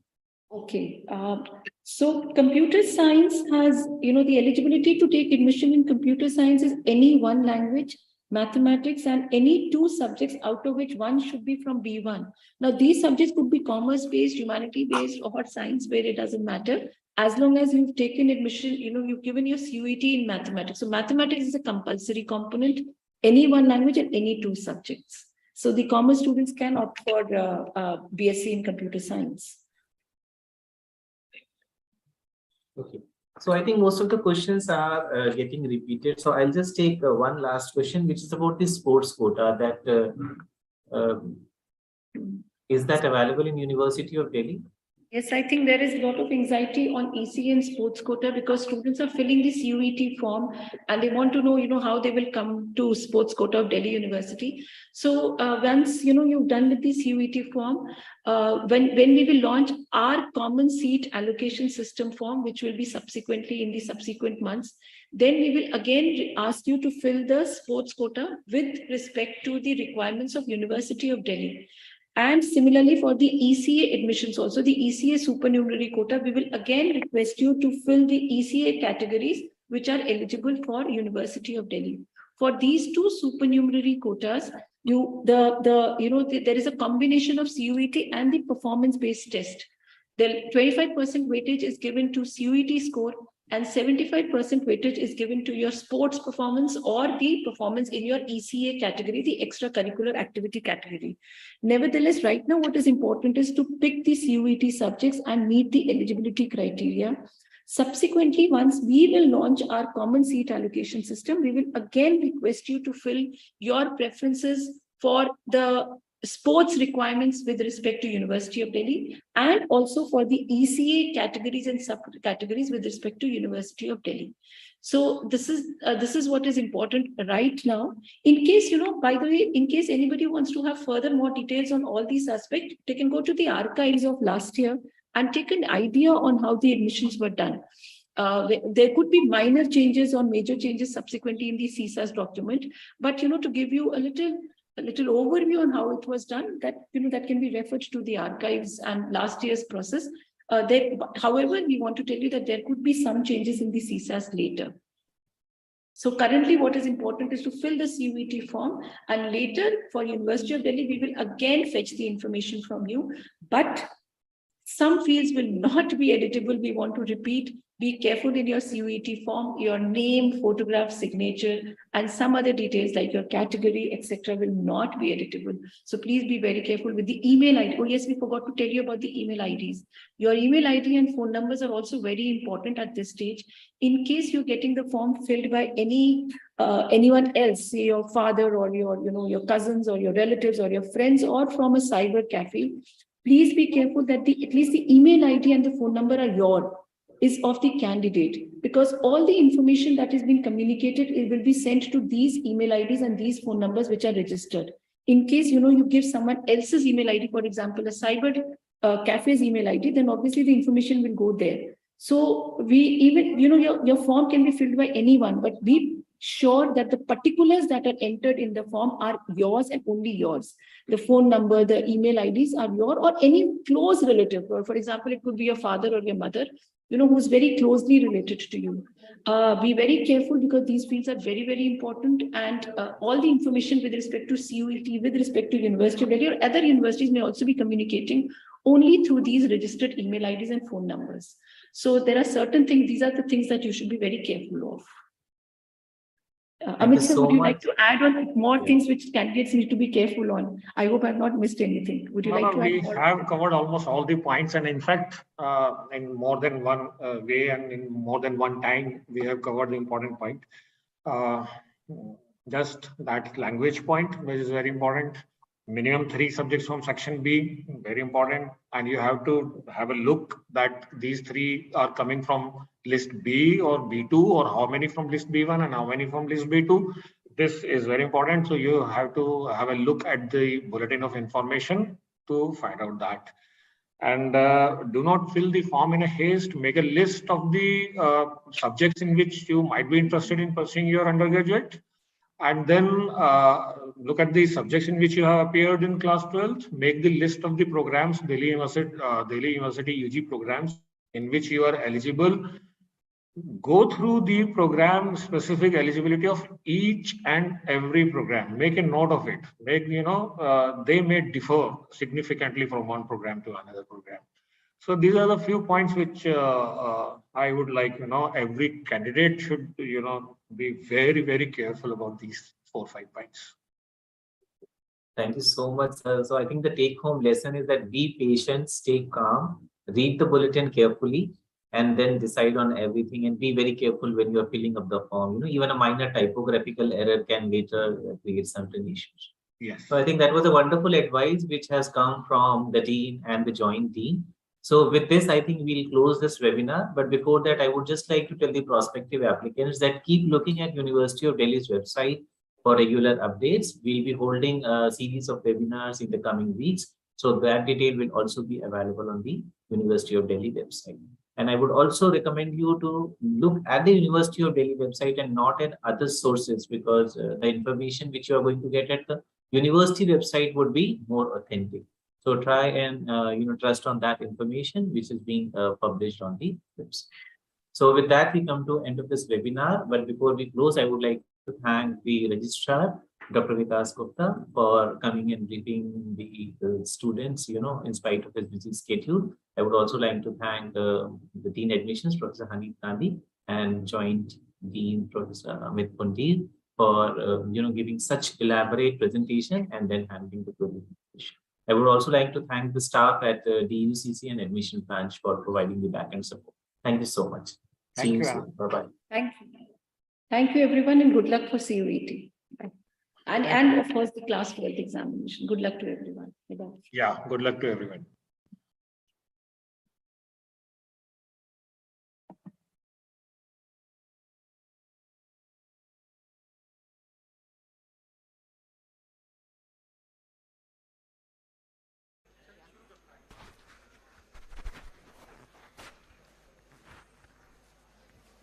A very good afternoon.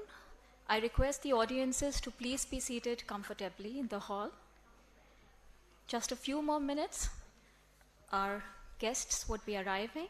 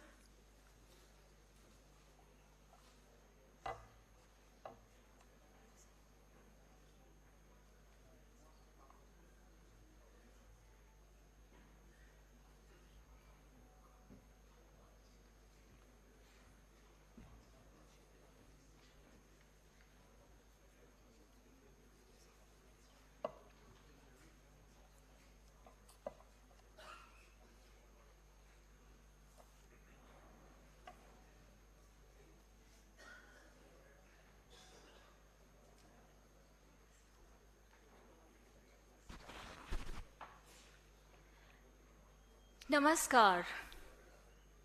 Season's greetings and a very warm good afternoon. On behalf of University of Delhi, I take the honor and privilege of extending a warm and cordial welcome to all the dignitaries, guests, delegates, teachers, students and friends, and my most worthy members of Samarth Bharat team who are here today to attend a milestone event in the history of the Indian higher education system, the launch of Career Development Centers, a joint initiative by the University of Delhi and Samarth Bharat team here at the Convention Hall, Viceregal Lodge, University of Delhi. It's indeed a privilege to have eminent dignitaries here with us at the dais. I now request our dignitaries to please lead in lighting the lamp, because light symbolizes knowledge and wisdom, and it dispels the darkness of ignorance. मैं आप सभी अतिथियों से आग्रह करूंगी कि please आप आगे आएं एंड दीप प्रज्वलन के लिए कृपया हमारा साथ दें।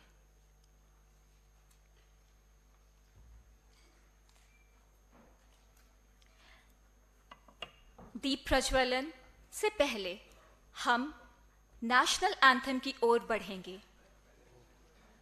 Yes, we'll stand here for the national anthem because आज़ादी का अमृत महोत्सव बिना हमारे नेशनल एंथम के शुरू नहीं हो सकता।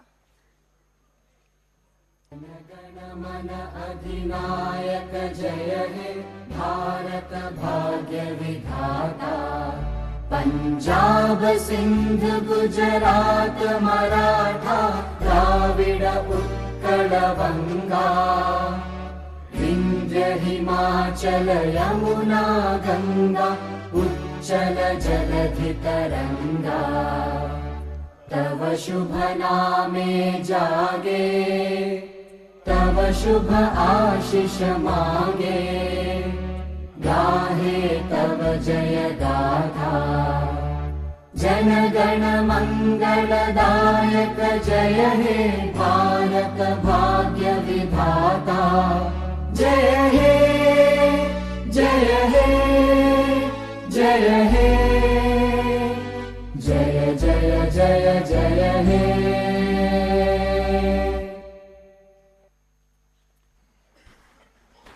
धन्यवाद। एक विशेष आग्रह, दीप प्रज्वलन के लिए हमारे वॉलंटियर्स, हमारे डिग्निटरीज का साथ दें।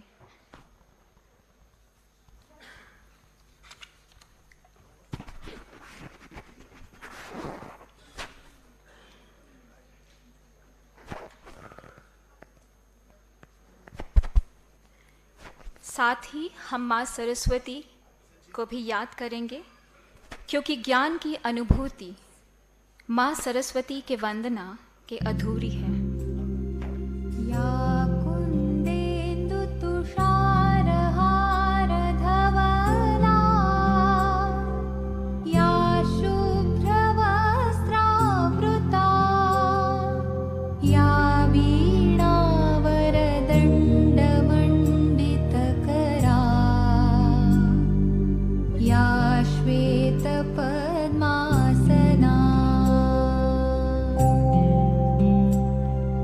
या ब्रह्माच्युत Shankar प्रभृतिभिः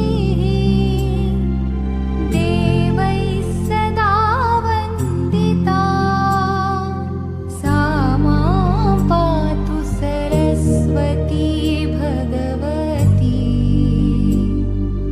निःशेषजाड्यापहा।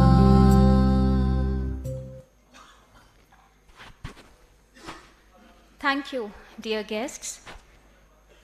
We all know that New Education Policy 2020 is all set to bring a revolution in the education system of our country, right from school to higher education, emphasizing on a holistic approach to education.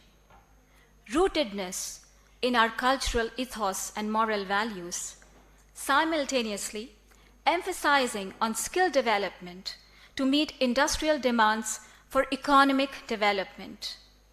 It emphasizes on promoting innovation and creativity in the higher education system of India. To realize this vision of the NEP 2020, Delhi University will today join hands with the team of Samarth Bharat and would be signing an MOU with 20 colleges of Delhi University, playing an instrumental role in bringing together all the stakeholders from industry, labor, and academia together to ensure that industry is served with a skilled and efficient workforce, ensuring active student participation. Team Samarth Bharat, with its mission of promoting e-learning, Apna Kaam and Apna Udyog, is indeed doing great service to the nation. As University of Delhi celebrates a century of academic excellence from 1922 to 2023 till the present times, this event will definitely add to its glory.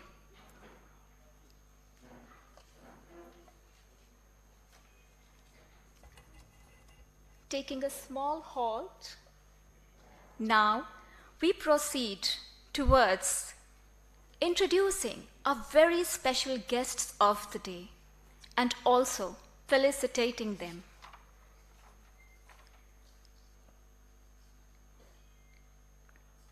We begin with our guest, special guest. Here we have Mr. Arun Chawla. Okay, due to some unavoidable reasons, he couldn't join us today, so we move ahead. We have with us Shri Sanjeev Bheekchandani ji, who is the founder of Naukri.com.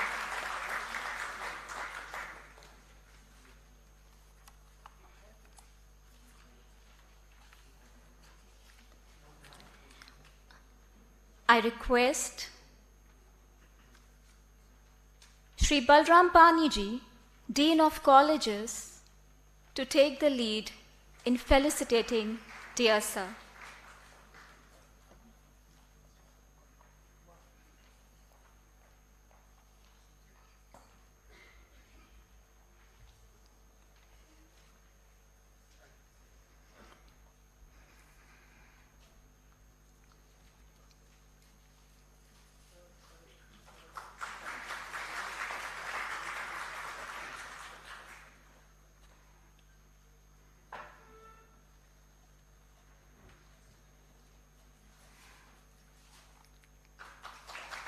Thank you very much, sir.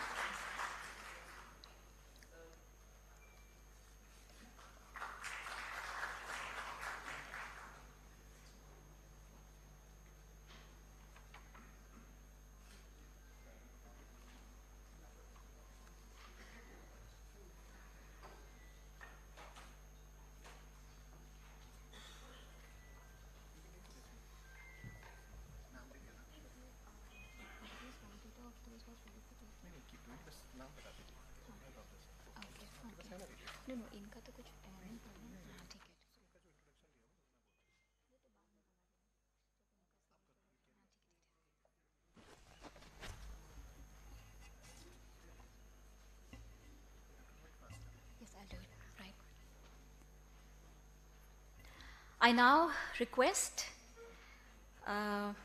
Srimati Payal Magoji, Director Campus of Open Learning, to felicitate our very special guest, Srimati Ruchi Kalra, who is the co-founder of Business and 𝐂𝐸𝐧 Financial.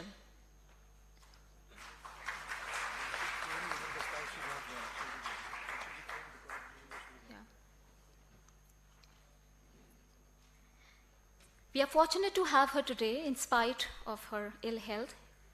She's here with us today, taking out some time for us.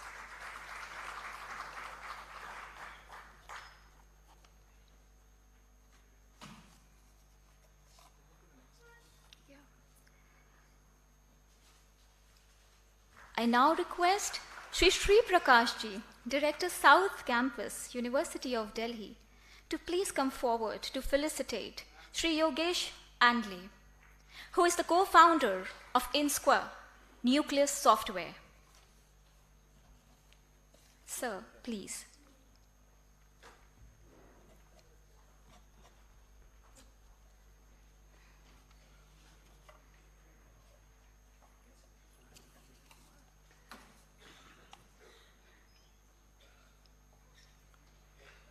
I request the volunteers to please take the lead, come up on the stage.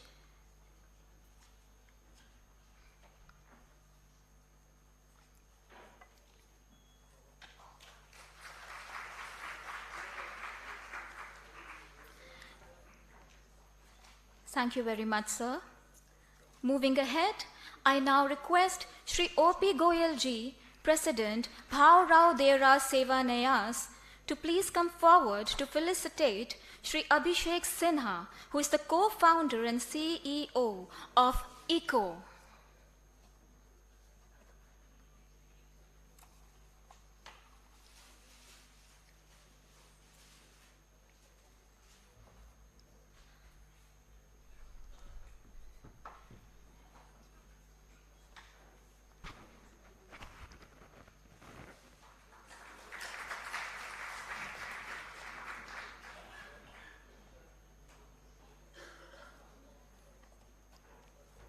Thank you so much, sir. Moving ahead, I request Sri Vineet Bhatia Ji, patron Samarth Bharat, to please come forward to felicitate Sri Anubhav Dubey, co-founder of the Chai Sutta Bar.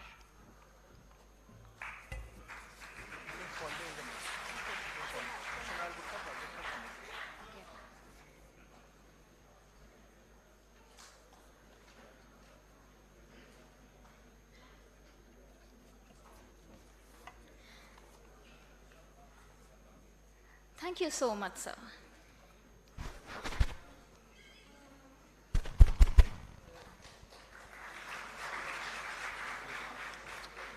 Thank you so much, sir. Moving ahead, I now request Shonal Gupta, Project Head of Samarth, to please come forward to felicitate Sri M. Balasubramaniam, co-founder, Ken42.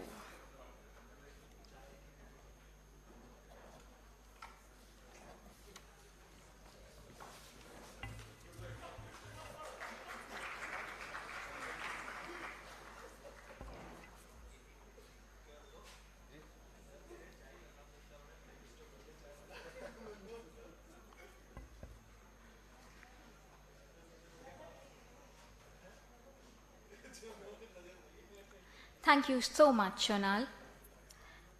I now request Sri Nikhil Bansal Ji, Director, Nextra Developers and Patron, Samarth Bharat, to please come forward and felicitate Sri Tenzin Thardo, Amma Bakery and Cafe's founder.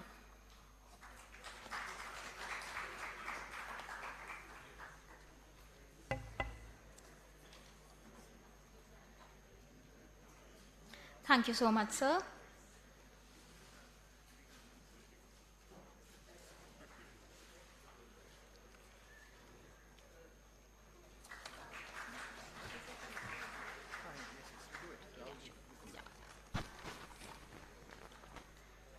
Thank you, sir.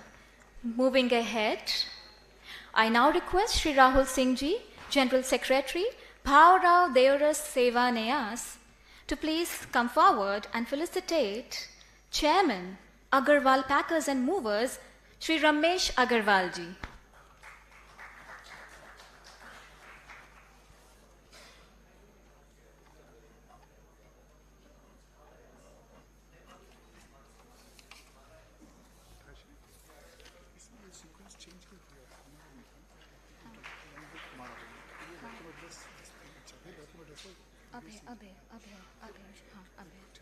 Okay, and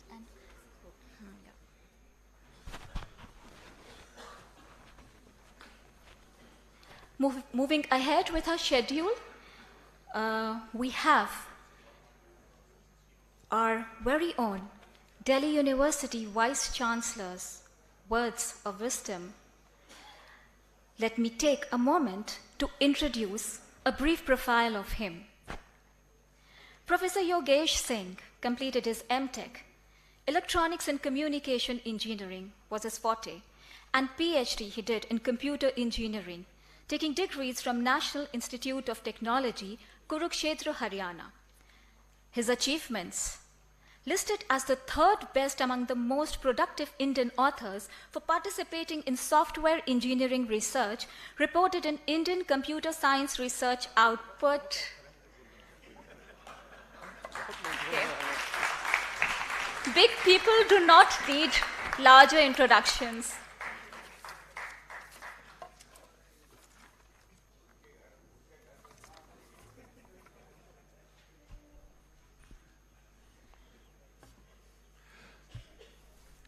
Good afternoon, namaste.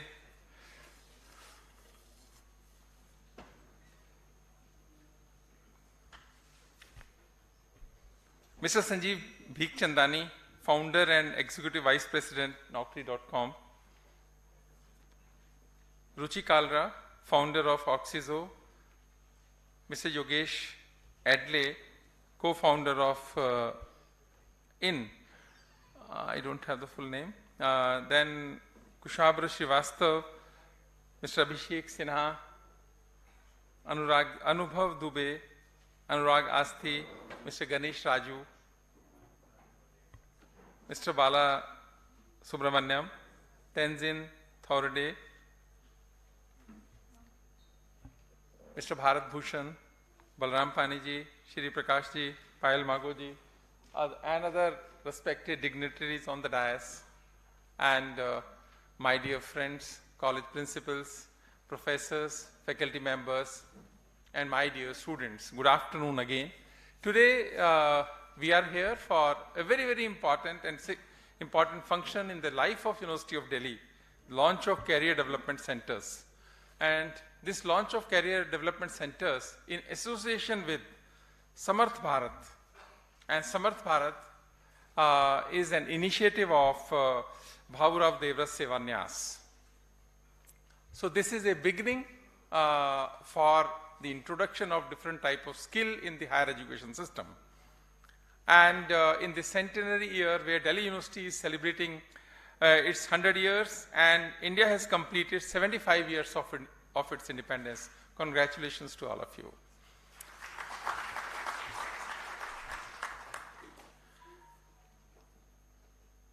Today we have a good number of entrepreneurs here, those who have done very good in their life, and on behalf of University of Delhi, I welcome you all. Your presence will inspire, your presence will influence our young minds, our the potential entrepreneurs, and I hope that there's something good will come out of such an initiative. And you know, in 2011, I got an opportunity to attend a leadership program in the Yale University, United States of America, where they also invited good number of universities, they call it presidents, we may call it, in India we call it vice chancellors, and one of the vice chancellor was having discussion with me, and then he said, I am worried about the future of young generation of United States of America. Then I asked, why are you worried? Then he said, I have very important reasons for my worry. In the last century, manufacturing industry shifted from United States of America. Recently, service industry has also shifted from US.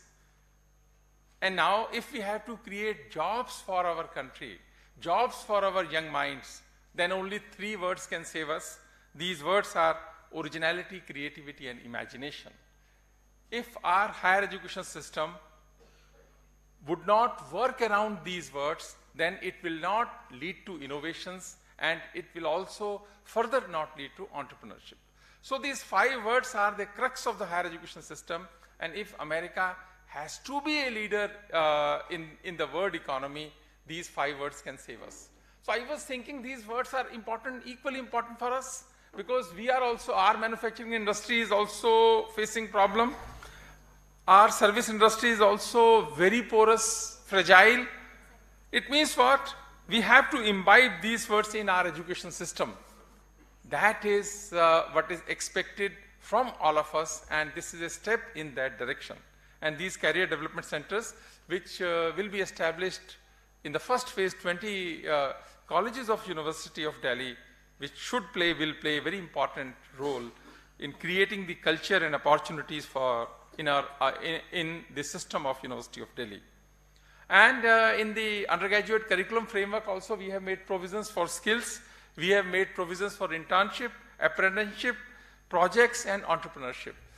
So in the curriculum now provisions are there, but this is only one aspect of the story, but it should be implemented correctly and in the way which it should be implemented. That's why we should have skill development center. We are establishing. We should have career development center. Now we are doing so. And we should have right kind of mindset and teachers in the university system, and such functions will play and help us, ignite us, influence us in that direction.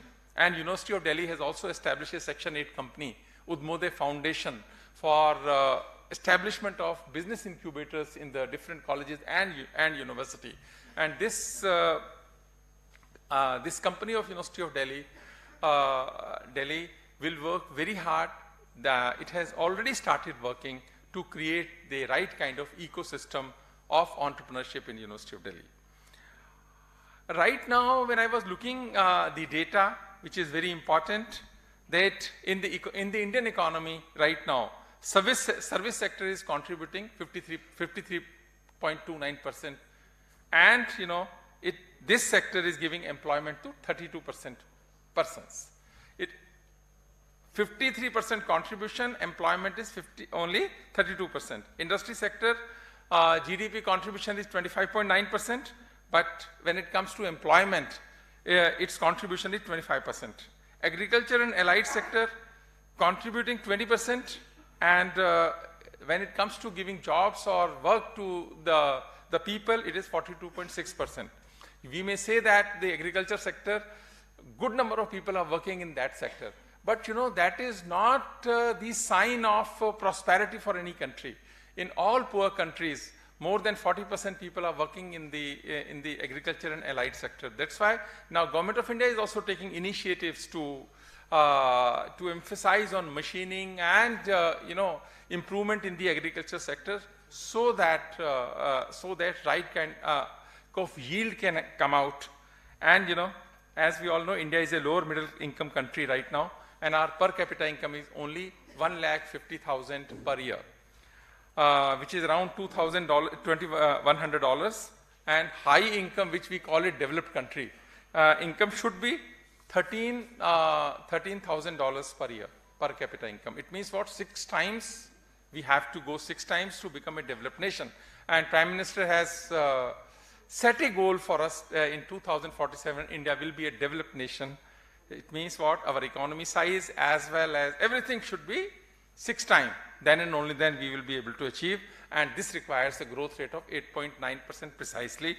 And so we have to work on our strengths, digital initiatives, and what India has done with the digital technologies. We have to play in and around of that strength. And one example which excites me is the UPI.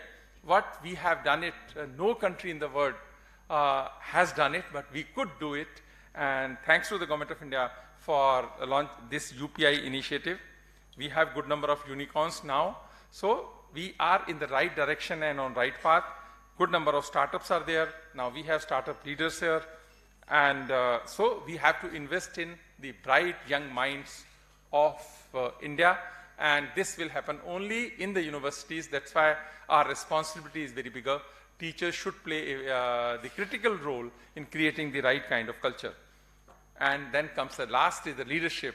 Because if we have right kind of leadership, things will be very easy and very different. If you want to establish your own organization also, leadership is very important.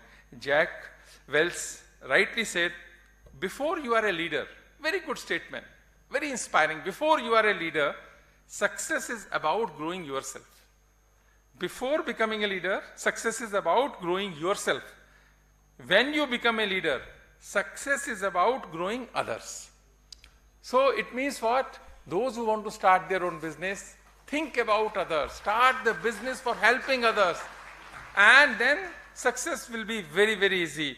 And the leadership should have the mindset of the compassionate mindset. That's why we need compassionate leadership, whether it is in political system or in the business or in the entrepreneurship or startups. If we work towards the compassionate leadership, our success possibility and probability will be very, very high. And there are good number of success stories in this hall, and their presence will influence most of you, those who could do very well in their lifetime despite problems. So remember, my dear students, winners achieves despite problems, not in their absence. Problems will always be there, पर कोई बात नहीं, ऐसा चलता है. Someone has rightly said, डर मुझे भी लगा फासला देखकर, डर मुझे भी लगा फासला देखकर, लेकिन मैं बढ़ता ही गया रास्ता देखकर. डर मुझे भी लगा फासला देखकर, डर मुझे भी लगा फासला देखकर, लेकिन मैं बढ़ता ही गया रास्ता देखकर. खुद ब खुद मेरे नजदीक आती गई मेरी मंजिल मेरा हौसला देखकर. तो आप अपना हौसला बनाए रखें. All the best. Thank you very much.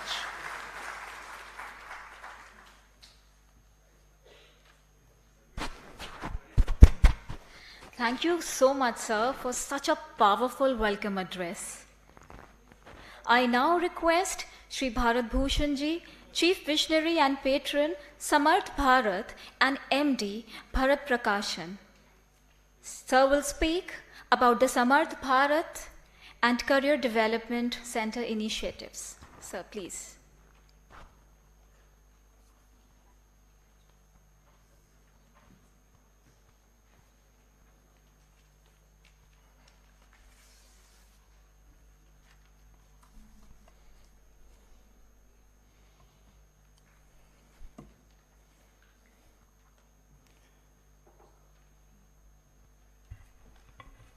मंच पर उपस्थित आदरणीय प्रोफेसर योगेश सिंह जी, जब जब मिलता हूं बहुत इंस्पायर होता हूं. मैं कहता हूं कि अगर आप शायद शिक्षा में नहीं होते तो अच्छे राजनेता हो सकते थे, भाषण इतना बढ़िया देते हैं.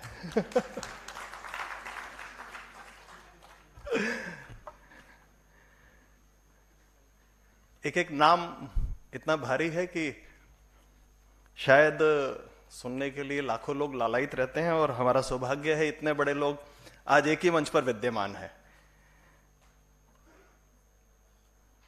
यूनिवर्सिटी की सारी टीम, मेरे मित्र बलराम पाणी जी, श्री प्रकाश जी, पायल दीदी, विकास गुप्ता जी, संजीव, मेरी छोटी बहन रुचि, योगेश एनले जी, अभिषेक जी, अनुभव दुबे जी, थॉर्डे जी और बालाजी. बाकी हमारे समर्थ भारत के जो संरक्षक हैं, मार्गदर्शक हैं, ऐसे ओपी गोयल जी और हमारे परम आदरणीय रमेश अग्रवाल जी. मैं संजीव जी को कह रहा था, यार आपसे हाथ मिलाना डर लगता है. लोग कहते हैं आपका स्पर्श पारस का है, जहां हाथ लगाए मैं सोना बन जाता है. मैंने कहा मेरे को शाम को घर जाना है, तो ऐसा नहीं हो मेटल में कन्वर्ट हो जाऊं. समर्थ भारत का जन्म ये एक विपरीत परिस्थिति में हुआ. कोविड का समय था और हम लोग दिल्ली में खाना बांट रहे थे. 225 किचन्स चल रही थी सेवा भारती के सहयोग से, और हमको मालूम है it was a very very difficult time. 2-2.5 महीने का वो जो टाइम था, उसमें हम लोग घर से बाहर निकलते थे तो घर वाले कहते थे कि अपनी परवाह नहीं है, मेरी भी परवाह नहीं है. आपको मालूम है कौन बोलता होगा? चलो बच्चों की फिक्र भी नहीं है, माँ बाप तो बूढ़े हों, उनकी देख लो. और अब तो तुम्हारे पीएम बोल रहे हैं, उनकी तो सुन लो, घर से बाहर नहीं निकलना. लेकिन जिन लोगों ने समाज की सेवा का व्रत ले रखा है, वो ऐसी दीवानगी से ही काम करते हैं. तो 2-2.5 महीने में 1 करोड़ से ज्यादा खाने के पैकेट बांटे, 2 लाख राशन की किट बांटी. लेकिन एक दिन मैं सोच रहा था कब तक चलेगा ये, how long, how can we keep on distributing food, और कब तक लोग लाइन लगा के हमारे सामने खड़े रहेंगे, there has to be an end to it. तो लगा कि फिर कुछ और करना चाहिए, लाइवलीहुड के लिए कुछ करना चाहिए। जिन लोगों के जॉब्स चले गए हैं, जिन लोगों के छोटे मोटे काम धंधे, और दिख भी रहा था कि it's not going to come back soon, इतनी जल्दी वापस नहीं आने वाला है, और वी हैव सीन इट। बहुत सारे सेक्टर्स ऐसे हैं जो अभी शायद 2-4 महीने पहले ही, हॉस्पिटैलिटी सेक्टर ऐसा है, ट्रेवल नहीं कर रहे लोग,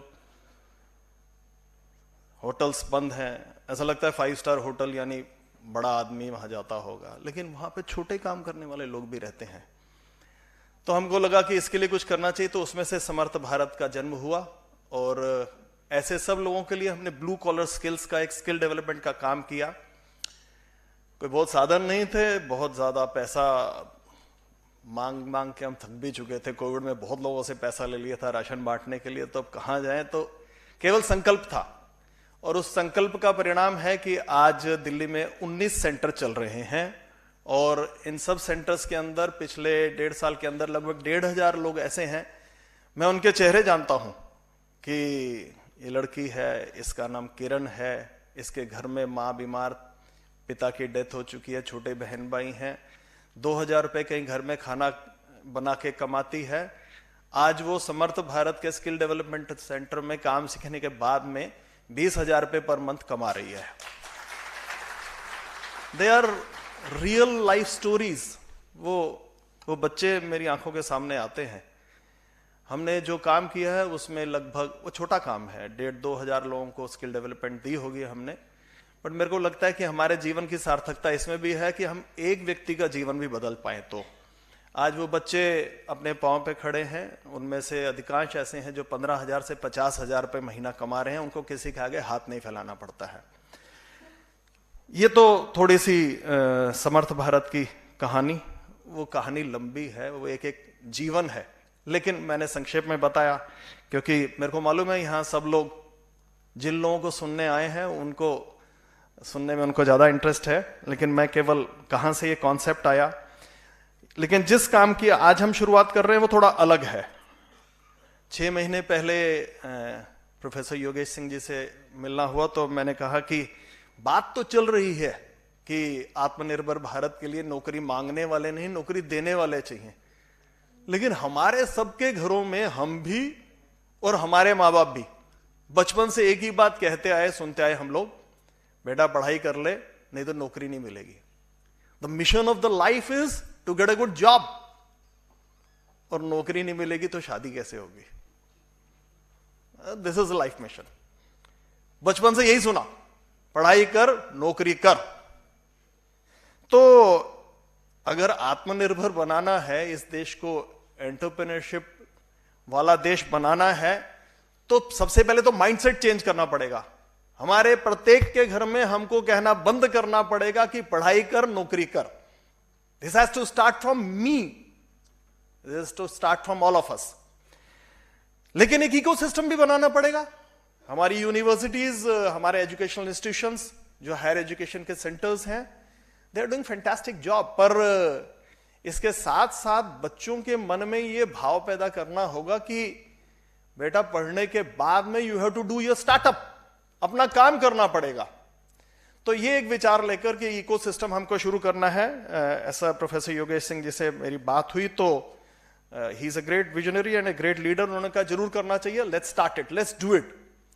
एंड उसमें पहले उद्मोदय, पहले से ये कॉन्सेप्ट हमने यहाँ पर इंक्यूबेशन सेंटर दिल्ली यूनिवर्सिटी में स्टार्ट कर दिया है।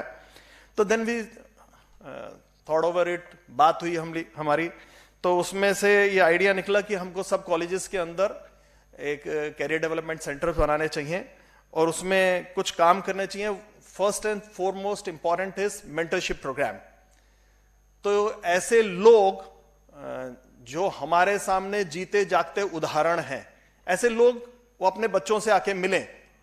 संजीव जी को पद्मश्री मिलता है और बाकी बहुत सारे लोगों की फोटोज हम मैगजीन्स के कवर पेजेस पे देखते हैं तो लगता है बहुत दूर है, बड़े लोग हैं कोई, बच्चे को लगता है हम नहीं बन सकते। But when they come and in blood and flash in front of अस, तो बच्चों को लगता है yes, if he can do it I can also do it, if she can do it I can also do it.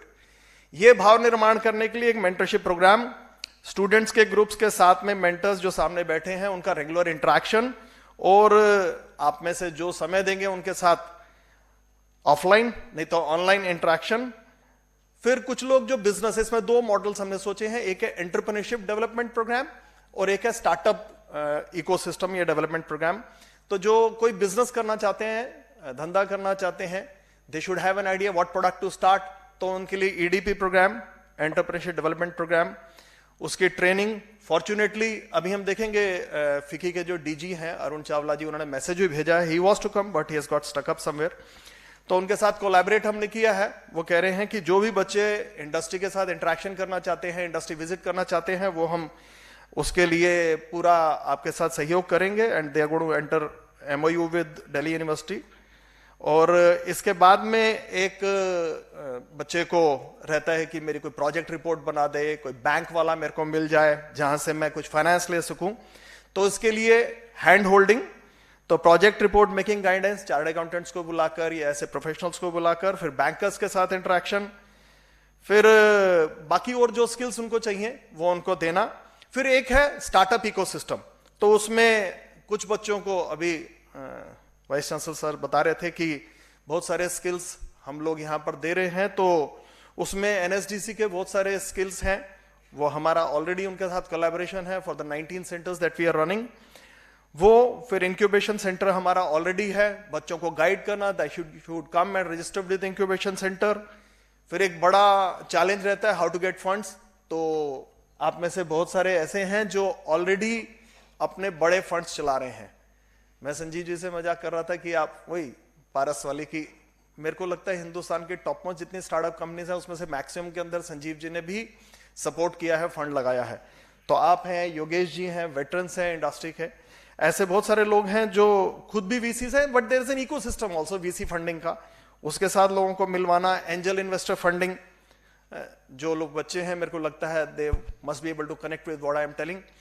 तो ये सारा काम करने के लिए career development centre, it is not the placement cell that we have been watching and hearing for many years, it is their career path growth map which we are going to do with this career development centers. तो मेरे को लगता है कि जितने बड़े लोग आज इस मंच के ऊपर हैं उससे बहुत सारे बच्चे भी बैठे हैं, उनको बहुत इंस्पिरेशन मिलेगी, और साथ में ये कैरियर डेवलपमेंट सेंटर चलेंगे तो we should have lot many startups coming from Delhi university colleges. सिर्फ अंत में एक थोड़ा सा उदाहरण देना चाहता हूं, आप में से बहुत सारे लोगों ने सुना होगा शिमोन पेरेस, वो इजराइल के डिफेंस मिनिस्टर भी रहे, इजराइल के प्राइम मिनिस्टर भी रहे, प्रेसिडेंट भी रहे। He died at the age of 93, और जब उनकी मृत्यु हुई उससे भी एक साल पहले का इंटरव्यू देख रहा था, तो उनसे इंटरव्यू ने पूछा आप क्या कर रहे हैं, कहते मैं नैनो टेक्नोलॉजी स्टडी कर रहा हूँ। At the age of 92 he was studying nano technology. उन्होंने पूछा व्हाट इज ये, Shimon Peres he was the first director general military of Israel, air space industry उन्होंने शुरू की जब इजराइल के पास खाने के पैसे नहीं थे, न्यूक्लियर प्रोग्राम, सीक्रेट एजेंसी उनकी, ये सब उनकी देन है। तो उनसे इंटरव्यू ने पूछा what is your greatest regret in life.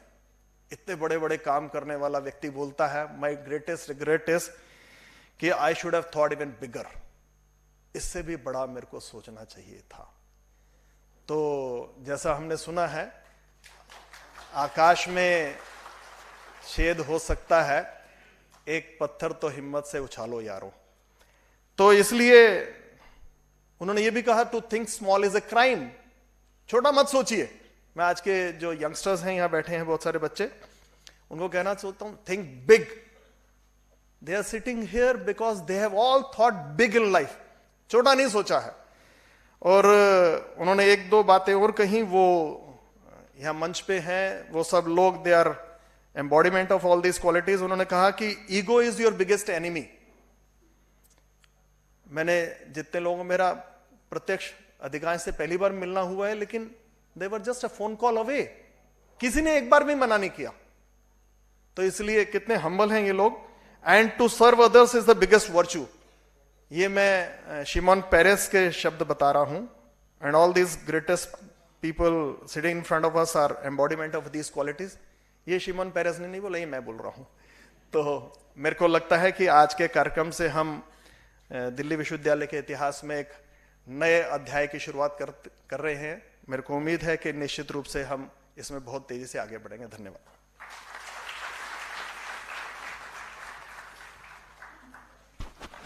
Thank you, Bharat sir, for your truly enlightening words.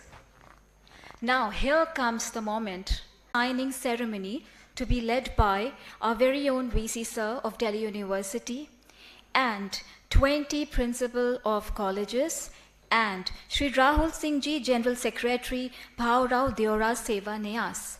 And I would like to request our Registrar Sir, Vikas Gupta Sir, to please take the lead in introducing the 20 respected principals. Thank you so much. Good evening to all of you.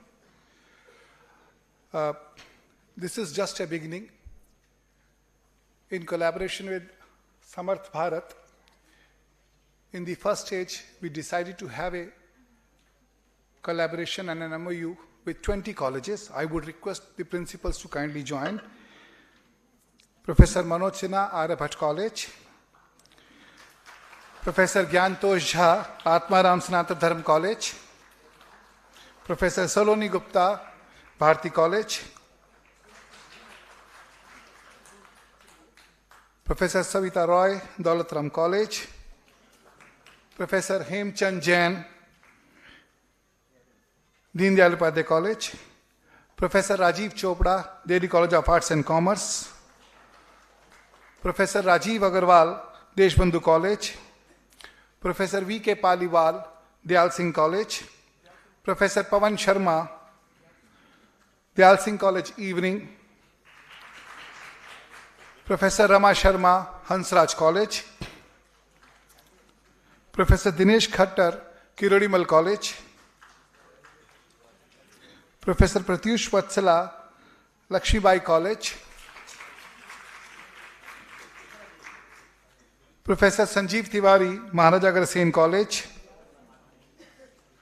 Professor Krishna Sharma, PGDAV College.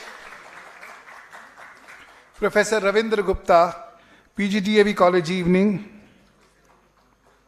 Professor U.S. Pandey, School of Upper Learning. Professor Arun Atri, Shahid Bhagat Singh College. Professor Vipin Agarwal, Shri Aurobindo College.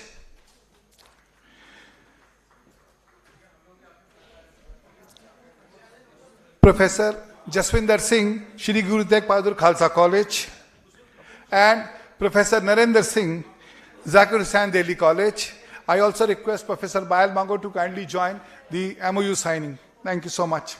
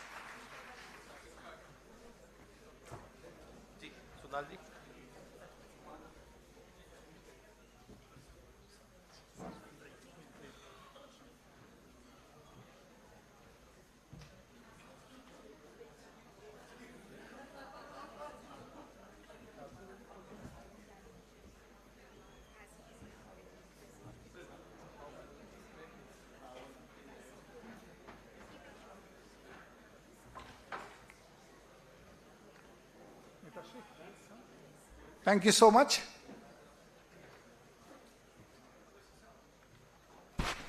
Thank you, Vikas sir. Now, we would be running a video on behalf of Mr. Arun Chawla ji, Director General, FICCI, who could not make it to the event due to some unavoidable reasons. We have a video, special video, to acknowledge his presence.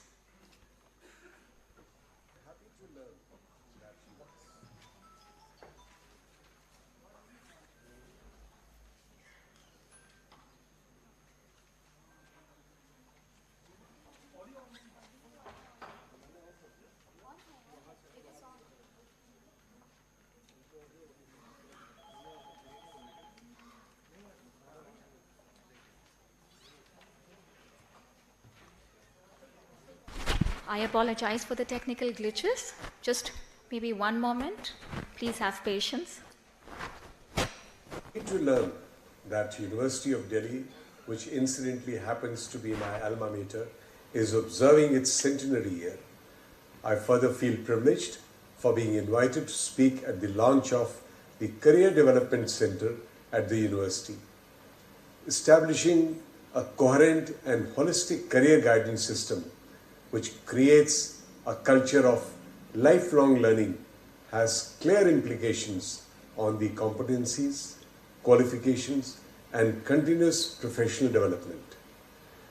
Digitization and automation of work are considered to be the most important societal and economic trends that will fundamentally change the nature of work and shape the future nature of career choices and career development. Career guidance also promotes equity. Recent global evidence. I'm happy to know that a bunch of leading Indian entrepreneurs would be sharing their rich experiences with the participants in the launch program. This certainly instills conviction within students and inspires them from within to tread on exciting entrepreneurial ventures. At FICCI, we have been strongly advocating the need of developing a strong policy framework for career guidance and counseling in the country, and have been closely working with various stakeholders, including the government. I am confident that with the unprecedented repute and outreach of the University of Delhi, under the leadership of its Vice Chancellor, Professor 𝐂𝐿𝐴 the launch of this center at the university will go a long way in defining the career development ecosystem in the country.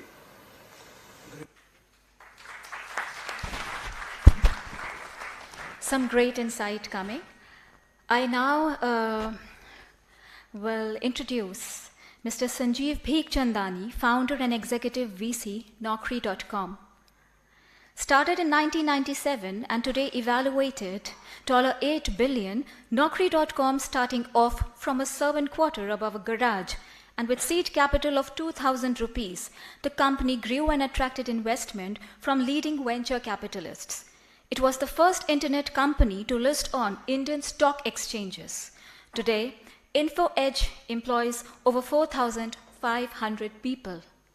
With these words, I request Mr. Sanjeev Bheekchandani, founder and executive VC Naukri.com, to please join us here.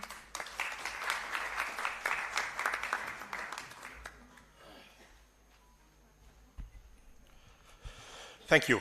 Thank you so much for inviting me, sirs. Pehli baat, I'm an alumnus of Delhi University. मैं यहीं पे पढ़ा हूँ. I went to college here. So it is not as if Delhi University has not been producing entrepreneurs. We have been. And there are several of my friends who studied in Delhi University and have founded companies. I've been given 12 minutes to speak. I'll try and stay within that. The first point I'd like to make is I'll refer to what Professor 𝐂𝐿𝐴 said, which is how important industry and services and innovation and imagination and creativity are for the economy. When I finished college in 1984, सन 84 में मैंने college खत्म किया, and I began to work in industry in 1984, and I look back 39 years ago to now, the Indian business landscape has transformed radically, dramatically, huge changes. It was not a revolution, it was an evolution over 39 years. Right? Most revolutions are actually evolutions, but in hindsight, we call them revolutions. Right? And when I look back, I realize that a lot of the buzz, the growth, the investment, the employment has come into companies and industries and sectors that did not even exist or barely existed in 1984. So IT services barely existed. IT-enabled services did not exist. Internet did not exist. E-commerce did not exist. Mobile telephony did not exist. Private sector telecom companies did not exist. Private sector banking barely existed. Private sector airlines did not exist. Mobile apps did not exist. Nothing existed. And today, this is what we are talking about mostly. Most of the headlines, the buzz is around this. Private sector participation in infrastructure did not exist. And so a lot of this growth is essentially new companies, new initiatives, new industries, very often led by startups. So Infosys, giant company today, in 1984, when I finished college, it was barely a startup. HCL Technologies, giant company today, right? Again, early 80s it started up. So a lot of the growths in the future will be led by startups of today. I think history shows us that. And therefore, startups become important. And therefore, when Delhi University is launching a career development center with an emphasis on startups, on entrepreneurship, I think it's a big step forward, sir. And I think it's a great initiative. Thank you. To the students here today, to the young startup entrepreneurs here today, to those who are thinking of doing startups, I'll just look back on the last, I quit my job and became an entrepreneur in 1990. So 33 years ago, we had 2,000 rupees. So first myth, you don't have to have a lot of money to get started. You need an idea. You need a customer who's willing to pay you. And we survived because customers were paying us, not because we had venture capital. There was no venture capital then. So most companies, successful companies, actually have not raised venture capital. Very few have. But they've got money from their customers. So tailor your idea, think of stuff where your customer will pay you. And then you can survive on that. If you get venture capital, great. If you don't, it doesn't matter. So don't be intimidated. Second thing I'd like to say, Balaji said, Bada socho, dream big. I will add to that. I'll say dream big, but start small. Make your mistakes small so that if it goes wrong, you lose a little bit of money, you learn, you pick yourself up, you're able to move along. Right? And slowly, you'll start, in our first year of Naukri in 97, our turnover was 2.5 lakh rupees. But because, we had started small, not too much kharcha, our losses were only 5 lakh rupees. हमने 7 lakh में company चालू की थी, Naukri, in 97. 2.5 lakh rupees, next year we broke even. And then we kept on breaking even and making money and then growing. And we got venture capital and we grew even more. So take baby steps, get started, it's okay. Dream big, start small. The next point I'd like to make is solve an unsolved problem for your customer. If you solve an unsolved problem, your customer will buy without you having to sell. वो खुद खरीद लेगा. And when that happens, you get your price, you get your terms of trade, you get your advance payments, you get your margins, you get your profits, and you keep growing through internal accruals, and that's how we did it. We focused on solving unsolved problems. But to figure out what's an unsolved problem, you need to have a very clear focus on your customer. Who is your customer? And only when you understand the customer will you understand the unsolved problems. So I'll summarize this point by saying that successful businesses are built on deep customer insights. Deep customer insights about what? About unsolved problems. I'll give you an example. I met Deepinder Goyal, the founder of Zomato, for the first time in 2010. It was just a startup. We were looking to invest. I reached out to him, I met him. And I had been using Zomato, that time it was called Foodie. I had been using Zomato for a few months. And what I liked about it was, it was the only website, restaurant website, which had all the menu cards. बाकी सबके पास photo थी, address थी, review थे, but menu card नहीं था, right? And I used to use it to figure out what to order from where or where to go and eat. भाई यहाँ पे this at this restaurant at this price. I found it very useful. So I asked him, Deepinder, ये idea कहाँ से आया कि सारे menu card डालने हैं? Okay, and he said, I was working in Bain Consulting in Gurgaon, and it was an office where there were 50, 60 people working, mostly young, mostly male, many living away from home, which basically meant they wouldn't bring food from home for lunch. Consulting hours were long. You invariably ended up eating lunch and dinner in the office. Office had a cafeteria, which would not serve food. You could bring your own food and eat it. So to make life easy for the employees, the admin staff had collated all the menu cards of all restaurants that would deliver there. Maybe 70, 80 restaurants, and put them in 2 files in the cafeteria. And Deepinder said, at 1 o'clock I would go down, I've got deadlines to meet, I'm very busy, my boss is after me, I would have to wait 20 minutes to access the file, lambi line lagti thi. I'd look at it for 2 minutes, I'd phone up the restaurant, order, then go back for an hour, the food deliver hota, I'd come and pay, and then eat it. Huge pain. So, this is one Sunday I came in, and I scanned all the menu cards and uploaded them on my personal page on the office intranet. And in 3 days' time, the head of IT infra in the office came to me. I said, man, what have you done? How come 95% of internal traffic is going to your page? Right? The customer had told him that aggregation of menu cards has got value. It's an unsolved problem. It is an unsatisfied need. He began to go out every weekend to restaurants around Delhi. जब 800 हो गए थे, picking up menu cards. जब 800 हो गए थे, he just launched the site and it began to work. And that's how Zomato started. No big venture capital, not a lot of money, just going on his motorcycle to restaurants, picking up menu cards on Sundays. Right? So Zomato started small. It's a huge company today. It's a very valuable company today. It's listed. But it started small. Naukri started small. Most big companies start small. So it's okay to start small. It's okay to not have money. You can still make it.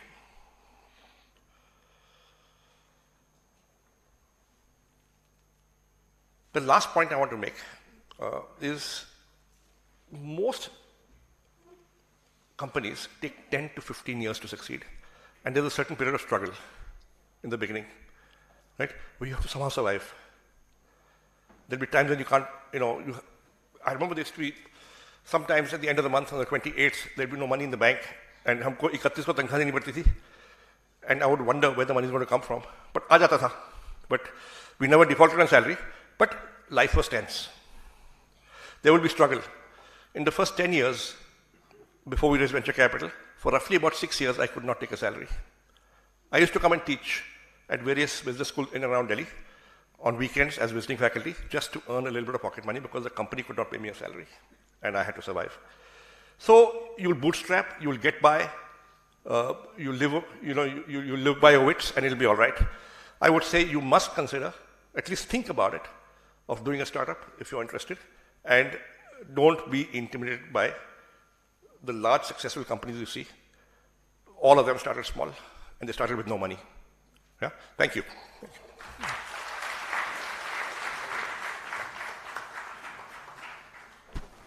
Thank you, sir, for such inspiring words. Srimati Ruchi Kalra, co-founder and CFO of business and co-founder and CEO of 𝐀𝐝𝐥𝐬𝐢𝐨𝐧. Of business started in 2016, and today it is evaluated $5 billion. OFB Tech of business is a tech-enabled platform that facilitates raw material procurement and credit for the SMEs with focus in the manufacturing and infrastructure sectors. 𝐁𝐚𝐭 started in 2017, and today it is evaluated at $1 billion. 𝐁𝐚 started as the B2B unicorn of business groups financing platform. It provided working capital financing matched with a cash flow for buying raw materials for SMEs in the traditional sectors of the economy, such as manufacturing and subcontracting. Ma'am has a list of awards.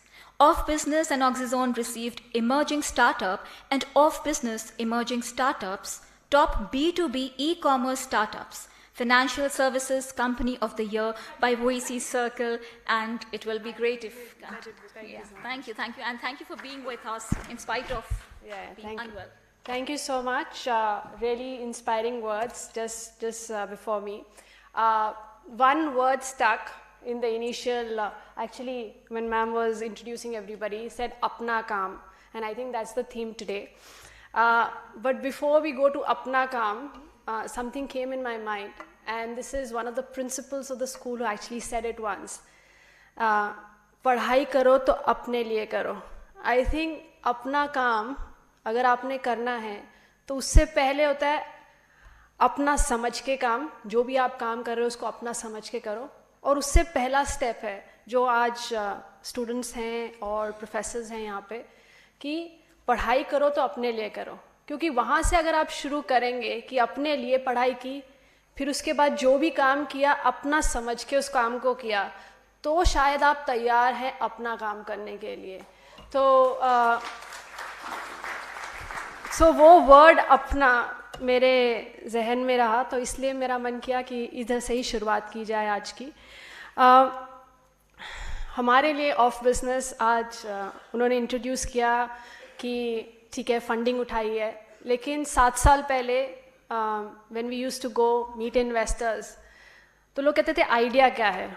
Idea क्या है कि India बहुत बड़ी market है, बहुत सारे distributors हैं, हम अपने मैन्युफैक्चरिंग यूनिट्स और इंफ्रास्ट्रक्चर सेटअप्स में स्टील यूज़ करते हैं, बिटुमिन यूज़ करते हैं.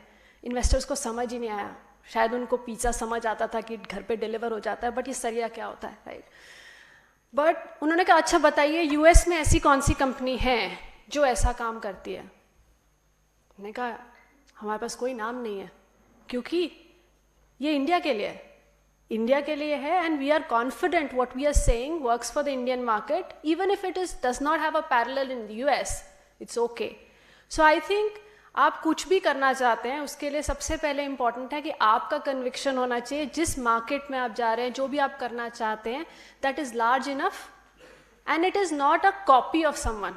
किसी का कॉपी बनाएंगे तो अपना अस्तित्व चला जाएगा. तो ज़रूरी है कि do it for the country that you belong to, for the market that you know well, and more importantly things that you know well, play to your strengths. किसी की तरह बनेंगे कि वो पढ़ाई में अच्छा कर रहा है तो हमें करना है, उसने वो किया तो मुझे करना है, उसमें खो जाएंगे. So I think for us our journey सबसे बड़ी लर्निंग ये रही है कि अगर आपको ये पता है कि मार्केट बड़ी है और उसका कोई पैरेलल नहीं है, सेम नाम कहीं नहीं मिल रहा है, तब भी आपको कन्विक्शन है तो अपने हिसाब से, अपने स्ट्रेंथ्स के बेसिस पे उस काम को शुरू कीजिए.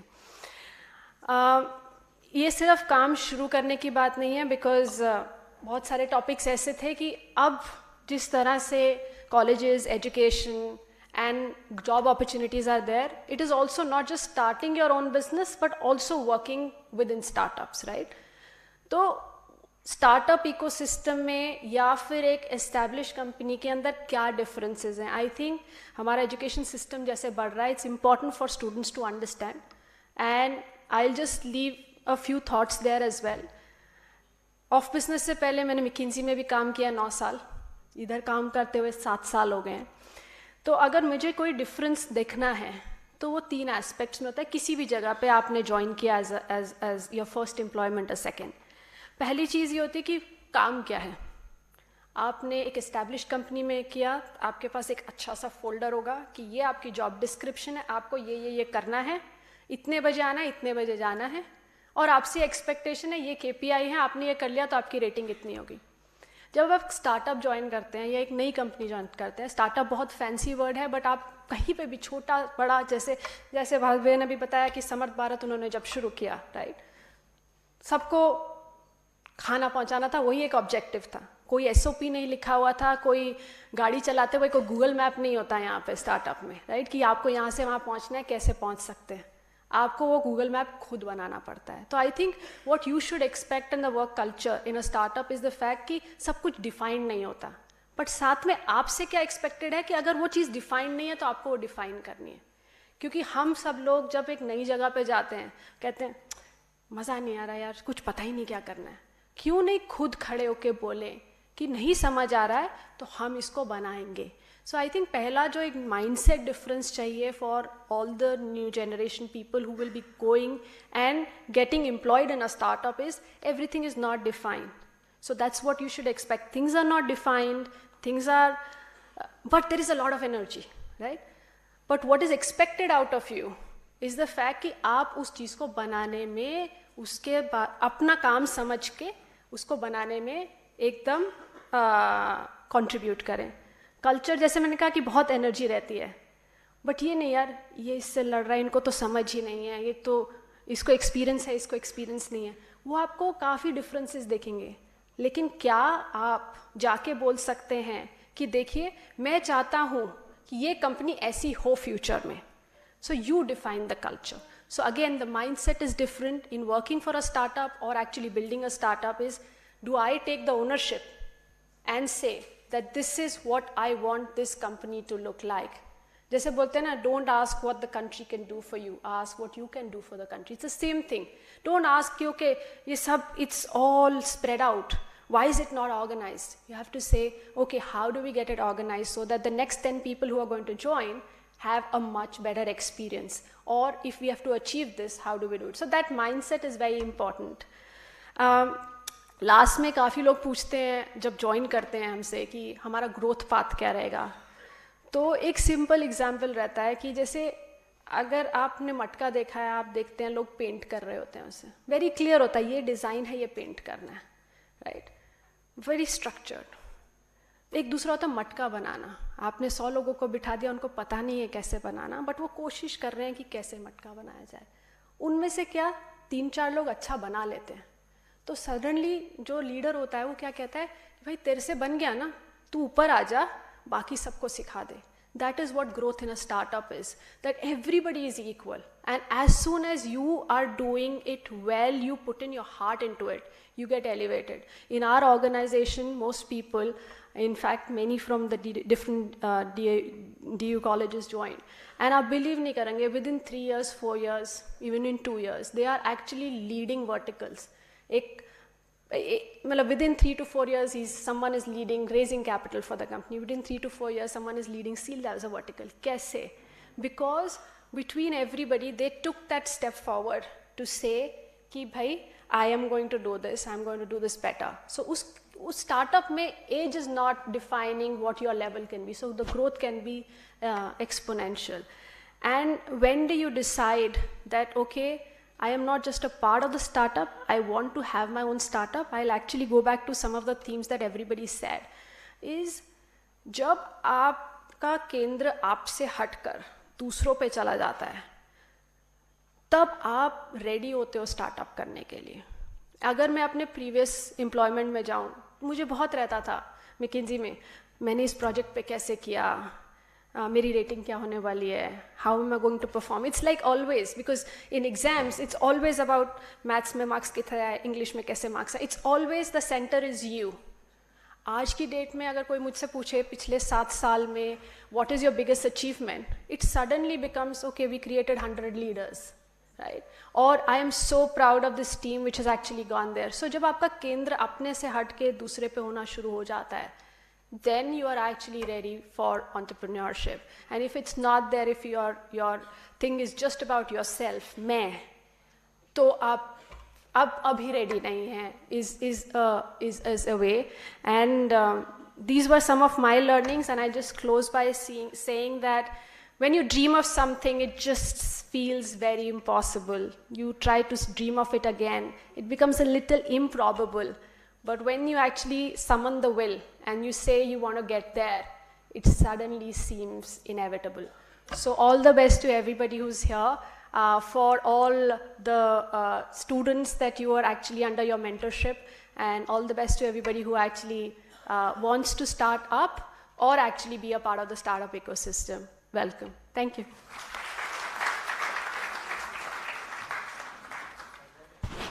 Thank you, Ruchi ma'am. Your words were truly pragmatic.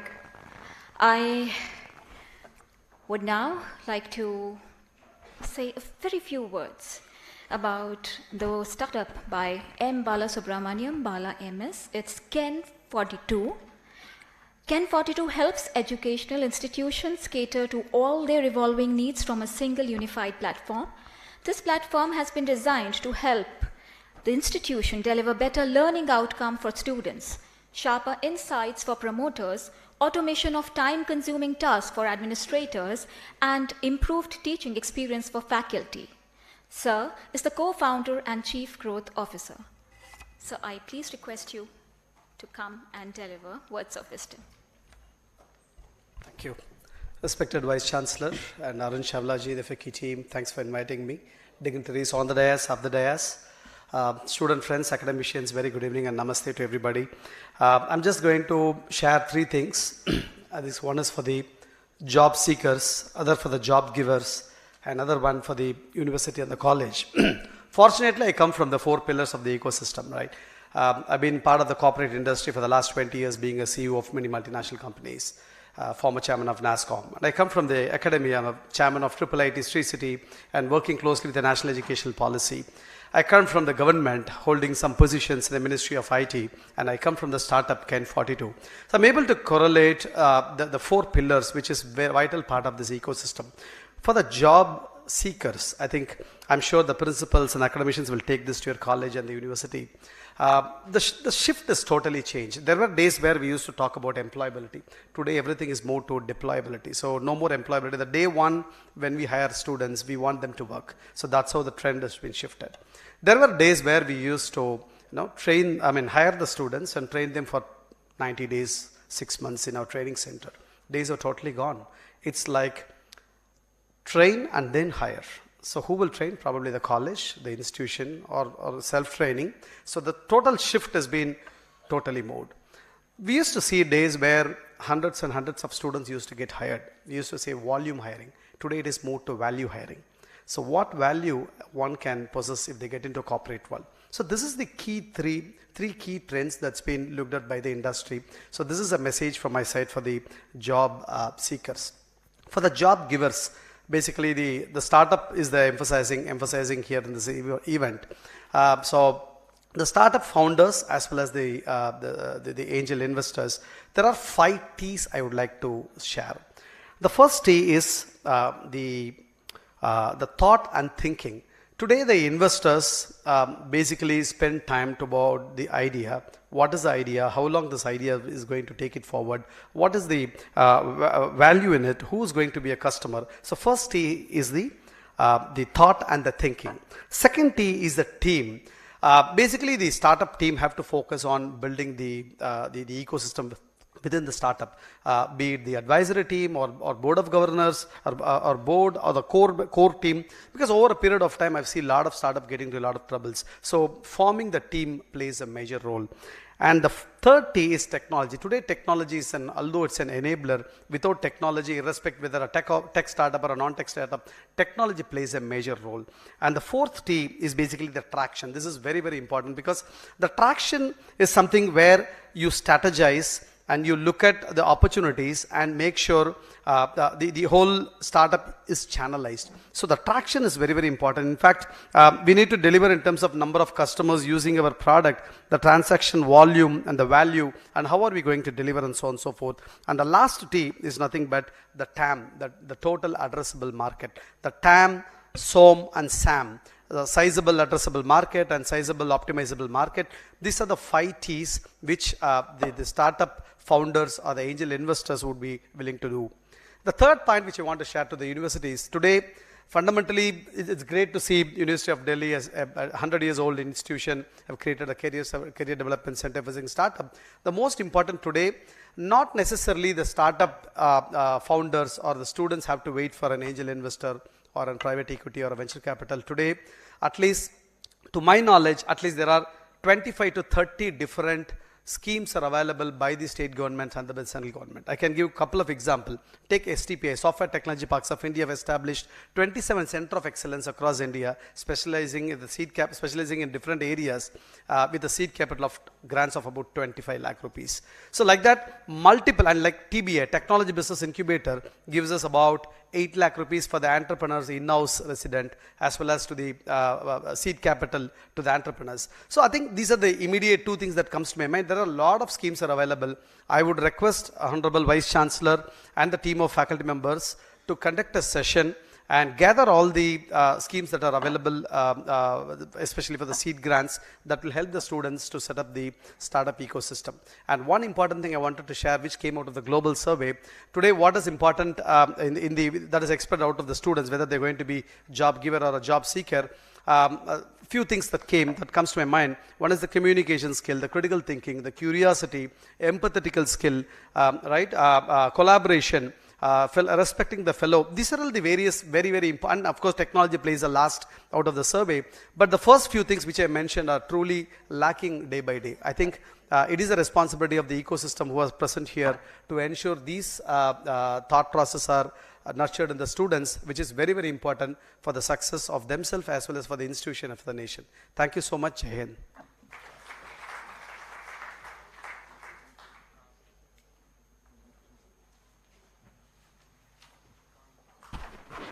Thank you very much, sir. Mr. 𝐀𝐝𝐥𝐸𝐬𝐬𝐢𝐸, co-founder in Square. The startup started in 2011 and today evaluated $4 billion. InSquare Inclusive Innovation in the New Normal is a social enterprise founded by alumni of Indian Institute of Technology, Delhi, and like-minded leaders with focus on emerging trends in the new normal, managing change through innovation, enabling equal opportunities through diversity, equity, and inclusion. Sir, please.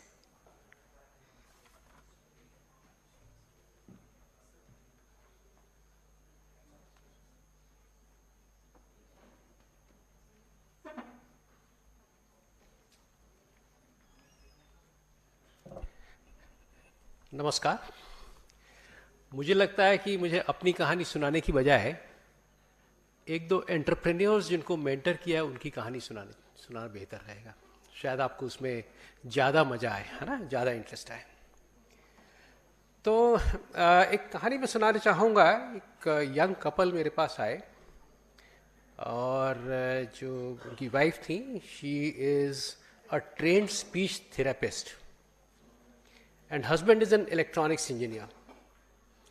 और इन्होंने कहा कि हम जो है speech therapy और speech जैसी समस्याओं के साथ we are experimenting with it and we feel that we have developed a product which can help speech impaired children, speech impaired adults to do better. Very nice, बहुत बढ़िया। तो बताओ कहाँ क्या कर रहे हो, कैसे कर रहे हो? उन्होंने अपनी कहानी सुनानी शुरू की। और जो कहानी सुन के हमें जो एक चीज़ अच्छी लगी उनकी कहानी में, वो ये था कि जो स्पीच इम्पेयर्ड बच्चे हैं उनको स्पीच थेरेपी देने के लिए स्पीच थेरेपिस्ट के पास जाना पड़ता है और हफ्ते में एक बार जा पाते हैं, एक्सपेंसिव है। उन्होंने उसको एक डिवाइस के माध्यम से, डिवाइस के थ्रू मदर्स को एम्पावर कर दिया कि वो घर पर ही स्पीच थेरेपी सेशन दे सके। हफ्ते में एक बार जाए थेरेपिस्ट के पास, समझ के आ जाए क्या देना है और पूरा हफ्ता तक उसको रिपीट कर सके। And suddenly the results were very very very good. Now this technology they then took to many other places, and today that enterprise has developed solutions for a ear problem. बहुतों को सुनने में कई बार लगता है कि कान में घंटी बज रही है, बहुत से लोगों को लगता है। इसका कोई बेसिस नहीं है, मगर हाँ घंटी बजती है, इट्स अ न्यूरोलॉजिकल इशू।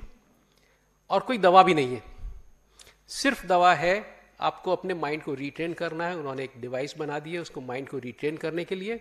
और पिछले they won big awards both at FICCI, at national level, and this device which when they started selling it, they were not able to find users, buyers. Though about 10 to 12% people face this problem, 1 or 2% face it so acutely that they get extremely depressed. The problem is there, but they were not willing to experiment with it. So how do you help them build that customer experience so that the customer starts accepting the solution? You have developed a solution. So what we did was we talked to them about, let's see, in design thinking, how many of you have heard word design thinking? Please raise your hand. Has almost everybody heard the word design thinking? So design thinking talks about 3 elements: desirability, feasibility, and viability, right? So desirability is that whatever product you're designing it for a set of customer and they desire it. जैसे संजीव ने भी कहा था कि भाई एक unsolved problem को solve कर रहे हो, that means you're serving a desire, right? Now people have this problem, people have tinnitus, but they're wary of trying a new solution. So how do you help them? The desirability है, feasibility हो गई कि device बना ली, viability है because affordable device है, कोई बहुत लाखों की नहीं है, 10, 12, 15 हज़ार की device है. We started giving it on rent. Go to the customer, go to their house, find out, we'll give it to you for 2,000 rupees, 1,000 rupees rent for a month. Just try it. 6 महीने तक उन्होंने दिल्ली में आसपास try किया, 100-150 लोगों की problem solve हुई, 100-150 लोगों ने टेस्टिमोनियल्स देने शुरू किए, एम्स में ट्रायल हुआ, and suddenly the devices picked up the market. So, what I'm trying to tell entrepreneurs, young entrepreneurs who are sitting here, is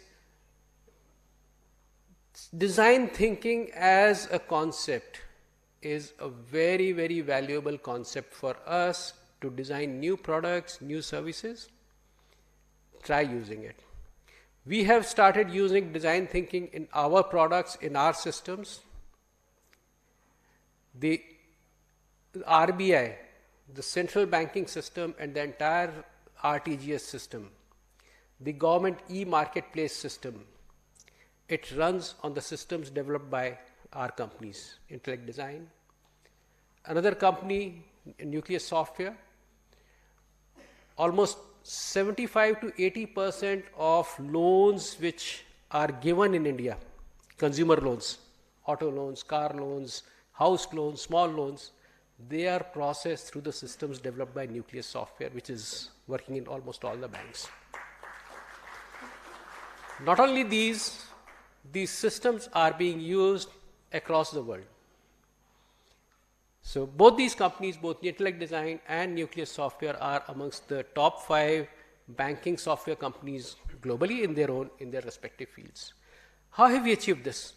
Again, by focusing on customers, understanding customers and understanding their needs, not only their needs, the needs of the people these customers are serving.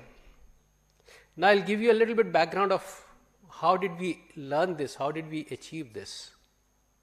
Design thinking we learned now, but banking as a domain, we learned when we started working for Citibank in India, and we worked for them for 10 years non-stop.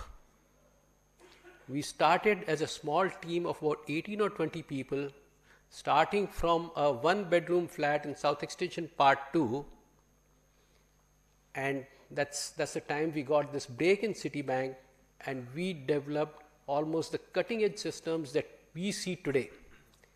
You have fixed deposit systems, right? Attached, linked to your savings account. So just in case your savings account balance goes into negative, it pulls out, sweeps in. We did this system way back in '87 for Citibank. We said that the problem, what was the problem? Let me just define the problem for you and the solution also. The problem was that their customers were outside the country and they would make dollar deposits. If they have to withdraw, let's say out of $10,000 deposit, they have to withdraw $1,000, they would send the FDR back to the bank will make a new FDR, send it back to them. We said, why should we do it? Can I not book 1,000 deposits of $1 each and let the customer simply tell us, I want to withdraw 500 rupees, and we will optimize and figure out how many units need to be withdrawn. We'll withdraw that and give it to you. This was a problem of the customer of our customers. Bank was our customer and the problem was their customers. So when you design a system, design a product, design a service, and you want to give it to somebody, think of who's going to be the ultimate user, his desirability, making it feasible for him and making it viable for them. Now what is it that we can offer you here? So to Delhi University, what we can offer is we have a design center in Chennai at Intellect Design. We can offer that your principals, your teachers, even the university team, if they wish to experience design thinking and how do we implement design thinking in our education systems, we'll be happy to work with you and invite you, host you at our design center. Come and join us. AICT visited with the entire senior team and they spent 3 days in Chennai in the design center. And some of the interactions and the outcome was something which was seen to be believed.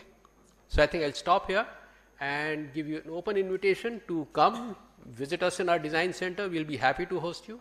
We'll also be happy to help you design mechanisms which can be used in career design center. How can we use design thinking for designing our own career and our own life is an area we can work with you. Thank you.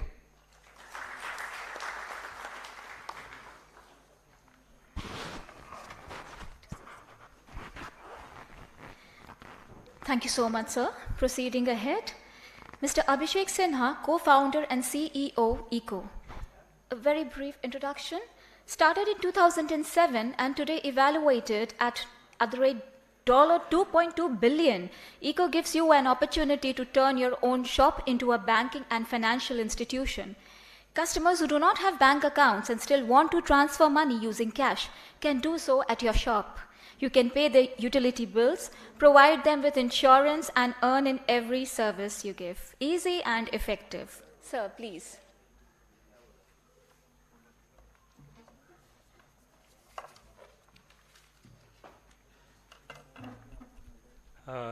Thank you. I'm really proud to be here. I told my mother that I'm going to Delhi University, and I couldn't make it to Delhi University. So she was very proud. She has taught in one of the colleges here.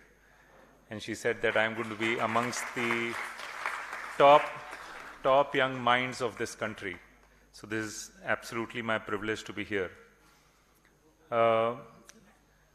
One small correction, my company is not at all valued at $2.2 billion. No, we are much, much less than that. But let me get that out of the way. Hindustan mein, there are just about 10% economically active individuals who earn a salary. Now, salary is something which is a fixed amount. The base amount never changes. For a lot of us who earn salaries here, we get it once a month.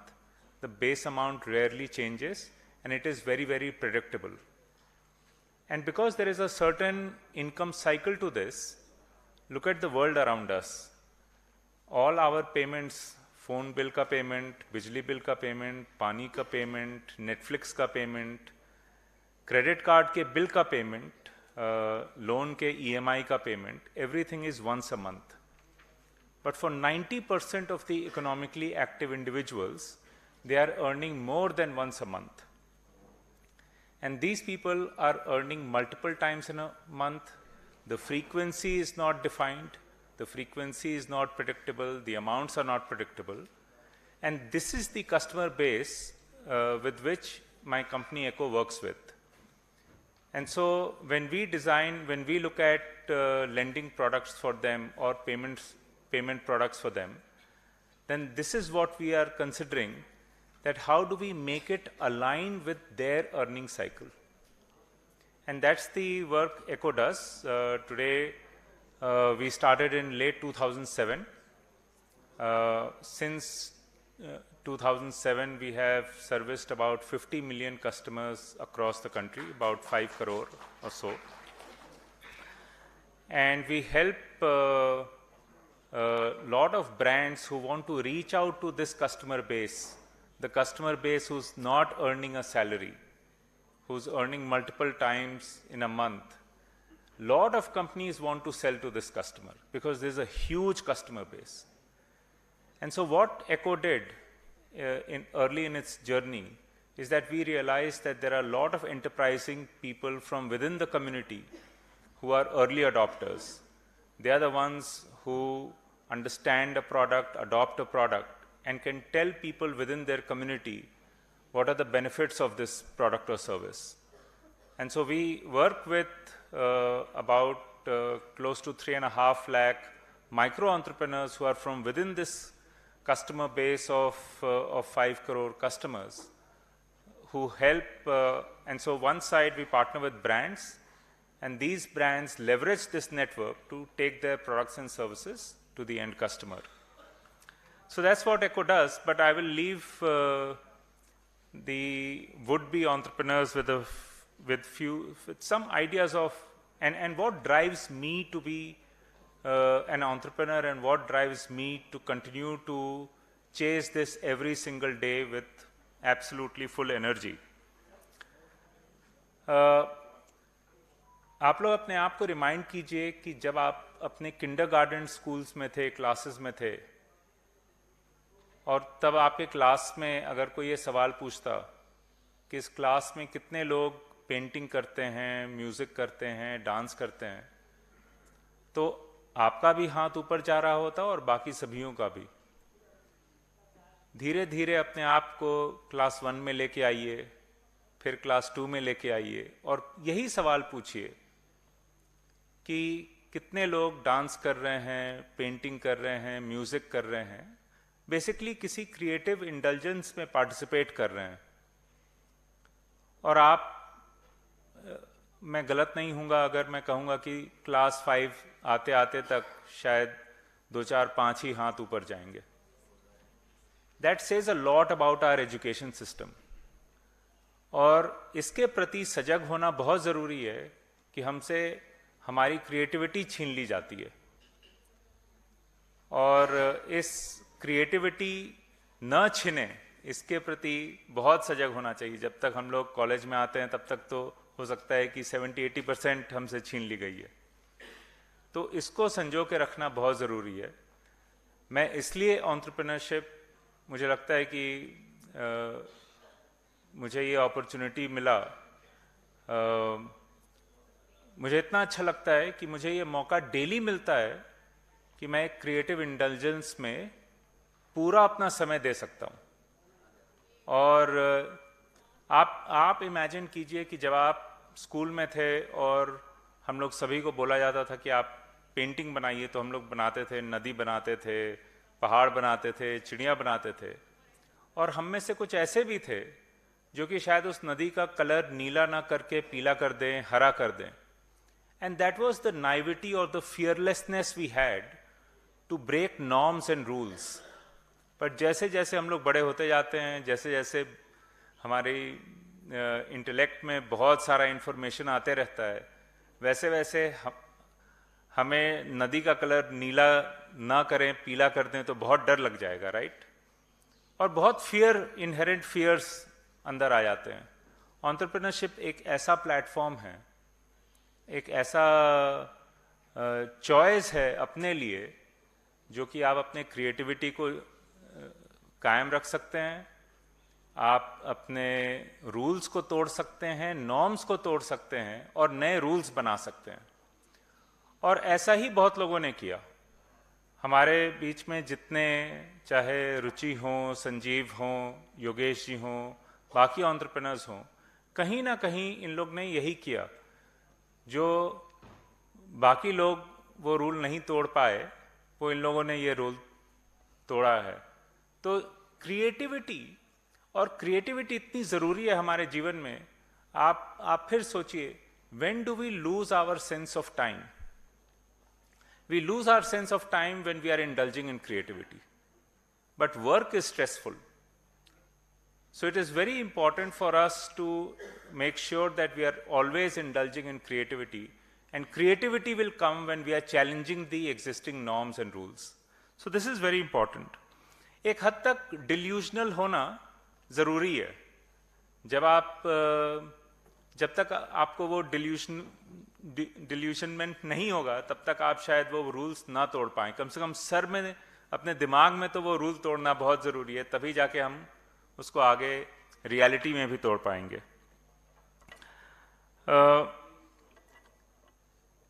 मेरी journey startup entrepreneurship की बहुत ही interesting रही है.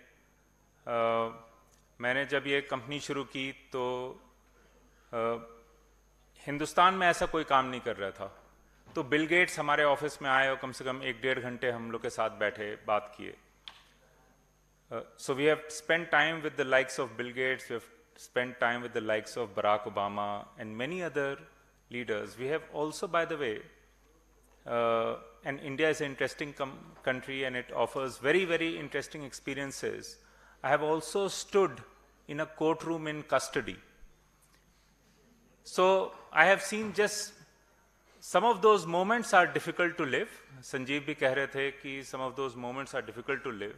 But when you look back, you only, say ki what amazing and unique experiences one has had, right?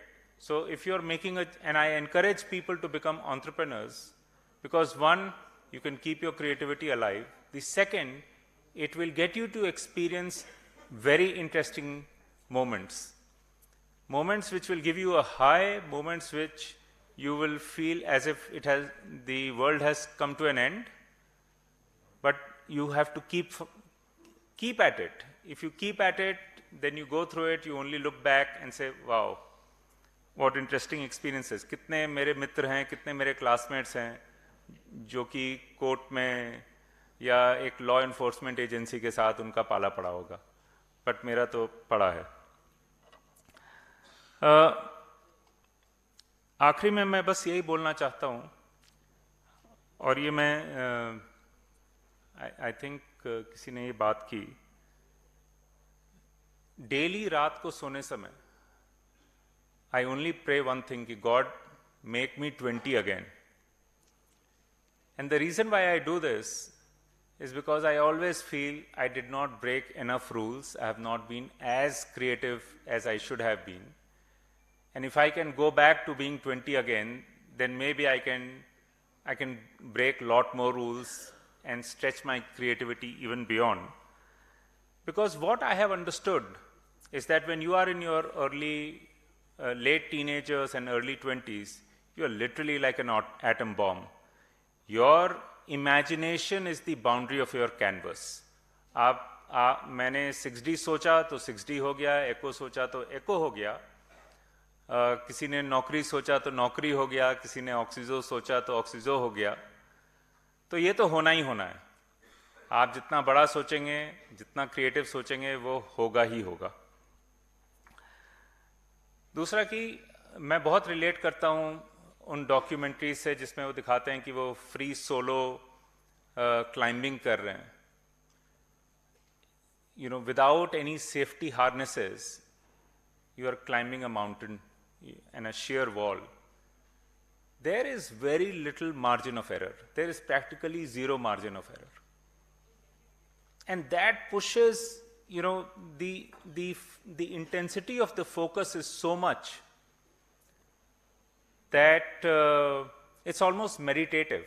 The pursuit of perfection for that individual who's climbing a sheer wall without safety harnesses, the pursuit of perfection is so meditative, and the intensity of that focus is so high. Yeah? It is so intense. And the cause literally is a cause so big for them that you are ready to die for. And I believe that when at ECHO, when we are trying to solve for the next billion, it is a cause to die for. It is that big a cause. And that what drives my creativity there, that what motivates me and my team to get there every single day and figure out a way to empower these people. So with that, I'll end my talk. Thank you again so much for having me here. And I truly encourage people to make the choice for entrepreneurship. Thank you.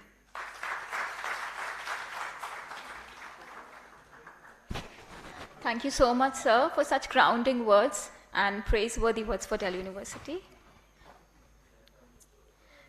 Proceeding ahead, Mr. Anubhav Dubey. Yeah, Anubhav Dubey, co-founder, CEO, 𝐀𝐚𝐿 Bar. Just 2 lines. 𝐀𝐚𝐿 Bar is a rapidly growing tea chain. It has been creating memories and building connections since its inception. Hailing from Madhya Pradesh, they are known for the quality and world-class services. Sir, please.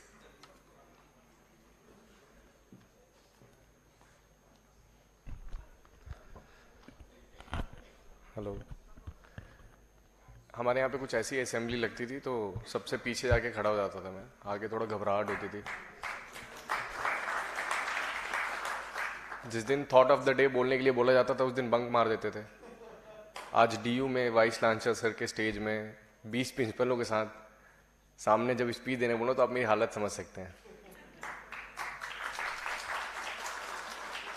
जब thought of the day बोलने के लिए बोला जाता था तो इसलिए bunk मार देते थे क्योंकि जो रटा हुआ है वो बोलना रहता था, अब जो करा हुआ है वो बोलना है, तो थोड़ा सा कंफर्टेबल है आज। मुझे मेरी स्टोरी सुनानी है। तो मैं एक बहुत गरीब परिवार से नहीं आता हूँ। हाँ, साधारण परिवार से आता हूँ जैसे औसतन सबके रहते हैं।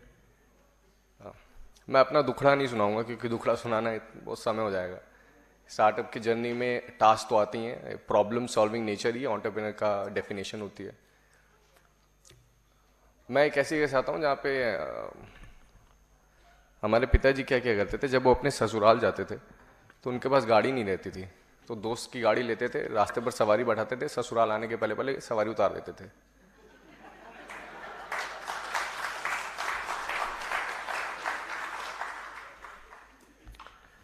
महर्षि विद्या मंदिर में पढ़ता था तो एक जोड़ी कपड़ा हुआ करता था, सफ़ेद शर्ट और येलो कलर की पैंट। तो हमारी मम्मी क्या करती थी, हर चीज़ एक जोड़ी बड़ा ही देती थी और उसको फोल्ड कर देती थी कि अगले साल वो छोटा ना पड़े। तो जब वो अगले साल जब वो खुलता था तो वो मल्टी कलर का हो जाता था वो। तो उस बात को कभी हमने अभाव नहीं माना, मतलब कभी उस चीज़ का बुरा नहीं माना। हम तो बोलते ये तो यूनिक है, तुमको मार्केट में मिलेगा ही नहीं, तो वी प्रेजेज इट। 8वीं में बहुत अच्छे नंबर आ गए, 96 वगैरह करीबन आ गए। तो हमारे पिताजी को लगा कि लड़का हमारा होनहार है, कलेक्टर बनेगा। तो उन्होंने यूपीएससी का थप्पा मेरा उसी टाइम से लगा दिया कि लड़का यूपीएससी करेगा हमारा। लेकिन उन्होंने गलती कर दी कि हमको हॉस्टल भेज दिया। हॉस्टल में भेजा तो जो 96% थे वो कट शॉर्ट होकर 45 बच गए। मैथ्स मैंने इस डर से नहीं ली कि जेई नहीं निकलेगा, कॉमर्स ले लिया। कॉमर्स लिया तो उसमें ज़्यादा ऑप्शन रहते नहीं, सीए रहता है। तो मैंने सीए की तैयारी की, पहले नहीं हुआ। फिर उसके बाद बड़े अच्छे आईएम के लिए किया, कैट की तैयारी नहीं हुआ। फिर बोला कि पापा ने जो बोला था वो यूपीएससी उसी की तैयारी कर लेते हैं। वहाँ गए, दिल्ली आए तो वो भी नहीं हुआ। हम लोग क्या करते थे, संजीव सर, मैंने संजीव सर को स्पेशल रोका है। संजीव सर की भी कहानी बताता हूँ कि हम लोग अभी 2 महीने पहले एक मेघना दीदी से मिले। वहाँ पे उन्होंने बोला कि हम संजीव सर को जानते हैं। तो हम लोग बहुत एक्साइटेड हो गए, संजीव सर के बारे में पढ़ते रहते हैं हम लोग, स्मॉल टाउन में सारे। तो मैंने उनसे यही कहा, उनको बढ़िया चाय पिलाई। मैं बोला देखिए आप हमें कोई बार जुगाड़ कराइए मिलाने का उनसे। तो आज जब सर आए तो मेरे साथ राहुल था, तो मैंने बोला सर वही है भैया जिसकी अपन बात कर रहे थे, वही है। तो सर से जाके मैंने मैसेज किया दीदी को कि मैं वो यहीं पे आया। तो बोले बात करो। तो मैं गया, बात किया, हिम्मत की बात करने की, बात किया। फिर उसके बाद में अभी सीट खाली मिली थी यहाँ से, वहाँ जाके बैठ गया और रिक्वेस्ट भी की रुक जाइए। चलिए मैं अपनी स्टोरी में थोड़ा सा एकदम शॉर्ट में ख़त्म करूँगा क्योंकि और भी बहुत सारे लोग हैं। क्योंकि पिताजी ने हमको बहुत कोचिंग वगैरह करवाई, पढ़ाया लिखाया, तो उनको बिना बताए हमने ये स्टार्टअप चालू कर दिया चाय का। उनको बताया नहीं, उनके हिसाब से मैं अभी भी चाय बेच रहा, वो यूपीएससी की तैयारी करता, चुपके से चालू कर लिया। मम्मी को बता दिया था क्योंकि मम्मी का राजा बेटा हूँ मैं। पापा को नहीं बताया क्योंकि यहाँ पे शहर में क्या होता है, औसतन पापा होते हैं, डैड होते हैं, हमारे यहाँ पे बाप होते हैं।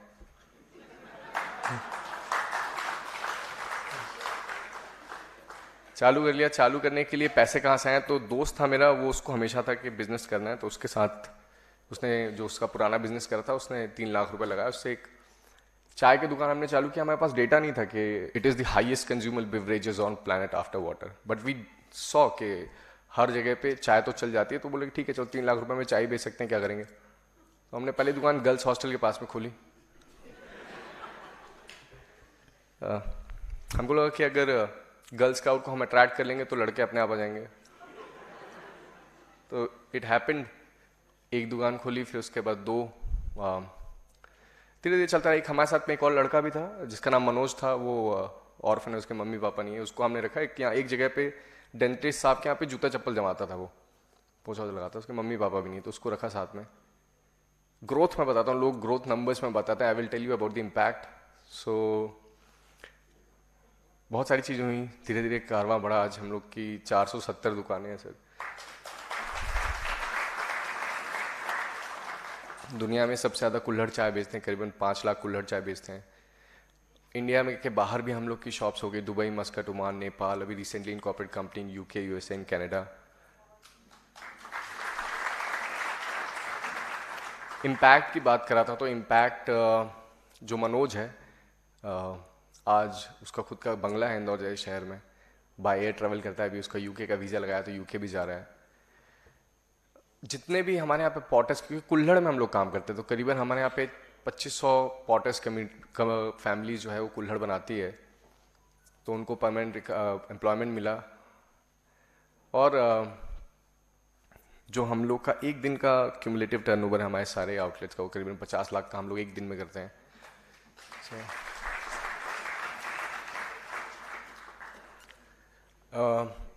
एंटरप्रेन्योरशिप बहुत एक एंटरप्रेन्योर की दुनिया में बहुत बड़ी चीज़ होती है, लेकिन लाइफ की उसमें बहुत कम होती है। हमारे लाइफ में सब चीज़ अच्छा रहा था, लेकिन फिर कोविड आ गया। कोविड आया तो नेगेटिव कैश फ्लो हो गया, मतलब सारे किराया वाड़े बनने थे सबको। हम लोग यहाँ पे क्योंकि जितने भी लड़के काम करते हैं सारे ऑर्फन्स हैं, डिसेबल्ड हैं, सबकी सैलरी देनी थी। तो एंटरप्रेन्योर बहुत छोटी छोटी गलती करता है, वो बहुत भावुक हो जाता है। तो मेरे यहाँ पे एक लड़का था जो मेरे कजिन का बहुत अच्छा फ्रेंड था, मैं उसको भाई मानता था। तो जब हम लोग सैलरी कट करना स्टार्ट किए ऊपर से, कि हम लोग अपर मैनेजमेंट से सैलरी काटेंगे कि जिससे लोअर मैनेजमेंट को जितने भी लड़के अनाथ हैं उनको मिले, तो उसने क्या किया, वो टीम तोड़ के भाग गया और दूसरे कॉम्पिटिटर के साथ जाके मर्ज हो गया।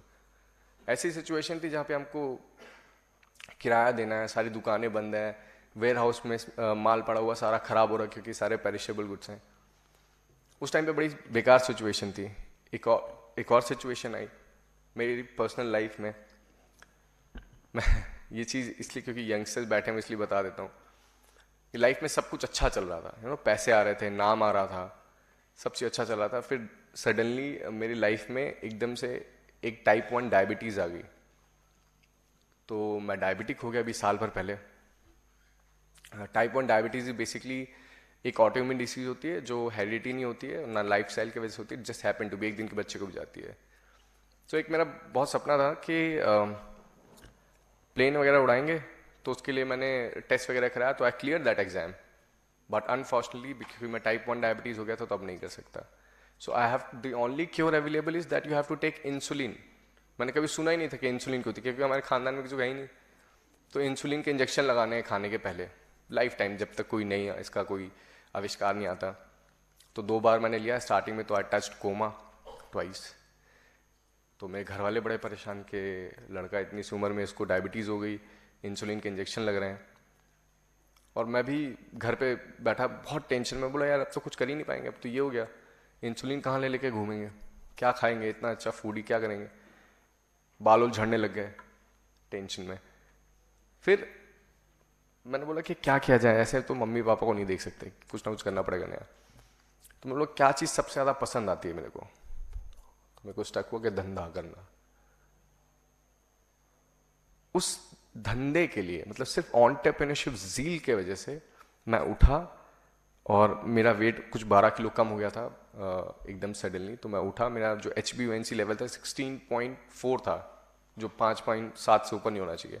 सो I came back, I worked hard, 5.5 में लेके आया, थोड़ा सा वेन गेट किया, कंपनी इनकॉर्पोरेट की दुबई में और शॉप्स ओपन की, टर्नओवर बढ़ा के 150 करोड़ कर दिया।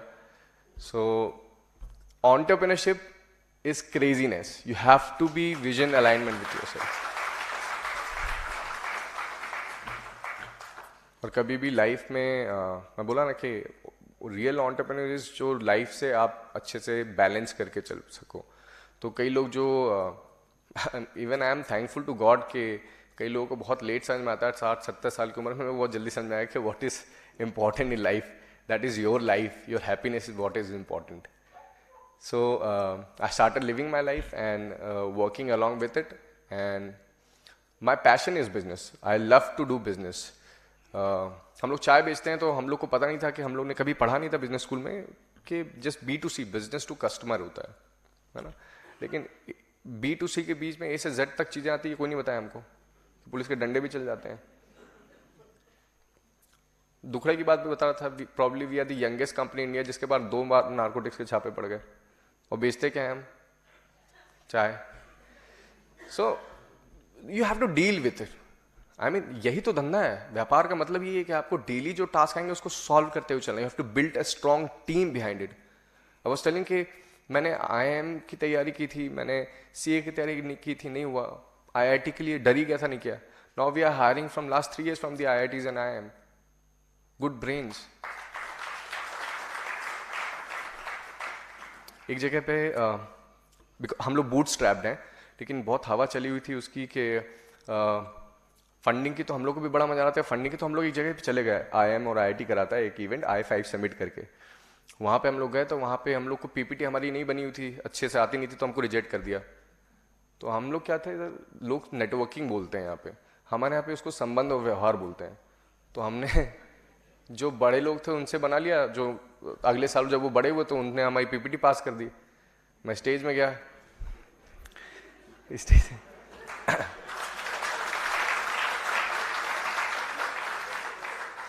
आई वेंट टू स्टेज, और वहाँ पे मैंने speech the. They asked me कि आप IIT से हो कि IIM से हो, what is your background? I am the student of ground realities. ज़मीन बहुत अच्छे से पड़ी है। और हम लोग मार्केटिंग कैसे करते थे सर, मैं आपको बताता हूँ। कहीं पे भी हम लोग के पास पैसे नहीं थे, तो हम लोग क्या करते थे कि हमारे दोस्त बहुत थे, हॉस्टलर्स थे हम लोग, तो हम अपने दोस्तों को ही बुला लेते थे, वेले हो आ जाओ यहाँ पे, और फ्री में चाय है, तो सब लोग आ जाते। तो लोगों को लगता है इतनी भीड़ की चीज़ की है यार, क्या बेचता है ये। तब उनको मालूम पड़ा, लोगों को मालूम नहीं पड़ा। फिर हम लोग खुद ही जाते थे इवेंट में, और आपस में हम लोग बात करते थे, यार वो सुना है चाय सुट्टा बार बहुत चलता है यार, चलो घूम के आते हैं। और अभी सोशल मीडिया के दौर पे अभी हम लोग अभी आप देखें मोर देन 2-3 मिलियन हम लोग की रीच हो गई है हर जगह पे, सारे अकाउंट्स में। जबकि हम लोग ऑफलाइन थे, ऑफलाइन व्यापारियों को इतना वो नहीं होता। जैसे हमारे शटर बंद हो गए, तो हमने लैपटॉप चालू कर लिया, वहाँ आग लगा दी हमने, और पूरा माल हमने कनाडा में बेचा, अपना पूरा कनाडा पैक कर दिया बामन आउटलेट के साथ में। आदमी को, एंटरप्रेन्योर को एक पानी के जैसा होना चाहिए, कैसा भी समय हो उस ढांचे में ढल जाए। सो मैं कोई ज्ञान नहीं बांटूंगा, मैं जिस चीज का भुक्त भोगी हूं वही चीज आपको बता रहा हूं कि लाइफ में एक ही गुरु है अगर आपको धंधा करना है तो, दैट इज मार्केट। मार्केट से बड़ा कोई गुरु नहीं होता। मेरा फंडा हो सकता है, आपके धंधे में नहीं चलेगा। So jump into the market, take the calculated risk, do it right now. अगर आप यंग हो तो इससे ज्यादा एपिटाइट आपके पास है, रिस्क एपिटाइट आपकी हो ही नहीं सकती। Jump into the market, do the mistake, commit the mistake, do and fail better next time. Do it right now, and thank you so much for having me, and thank you Sanjeev sir for listening. Thank you.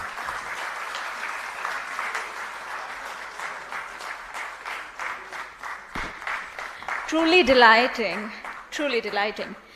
Now I would introduce Mr. Tenzin Thardo, founder Amma Bakery and Cafe, to please come here. It was started in 2012 with an aim to provide a holistic experience of the Himalayan region through coffee and food in a setting that provides a feeling of being in the mountains. Please.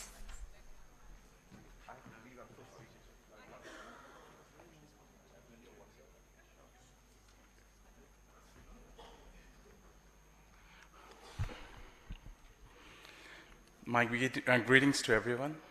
I will make it very short. How I realized that I'm an entrepreneur was a very funny thing. Like after when our brand 𝐀𝐚𝐭𝐜𝐡 was growing, and with the few other brands that we had, I always thought that I'm a businessman. And then soon people started taking me more towards the entrepreneur. And I was like wondering like what actually entrepreneur was at that time. And I began to study and try to know what entrepreneur really is. Then I realized and I learned that entrepreneurs are actually a problem solver of the country, a problem solver of the world. So while on this journey, how again like the 𝐀𝐴 came into existence was again, it was trying to solve some problem. The problem that how we see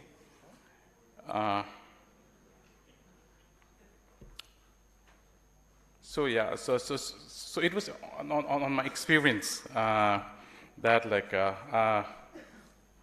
I'm so sorry, like I'm completely right now. Yeah. So how the entrepreneur. Yeah. So I just want to say that like entrepreneur, like the students over here, like if you want to be an entrepreneur, you should be a good problem solver. If you're a good problem solver, and if you, while solving this problem, if you see opportunity, you will see the opportunity, then you'll be a good entrepreneur. So that's all I can say. And thank you so much. Thank you. Thank you. Thank you. Thank you. Thank you. Thank you, Tenzin sir. Mr. Ramesh Agarwal, Chairman, Agarwal Packers and Movers. He started his career as an airman and joined Indian Mechanical Training Institute, MTI, at Chennai in 1980. Rameshji was always fond of meeting challenging assignments, and his hard work and dedication won him recognition, and he was conferred the title of the best airman. In 1986, Rameshji decided to seek retirement and set out to become an entrepreneur. Agarwal Packers and Movers Limited is one of the largest logistic companies in India. Sir, please.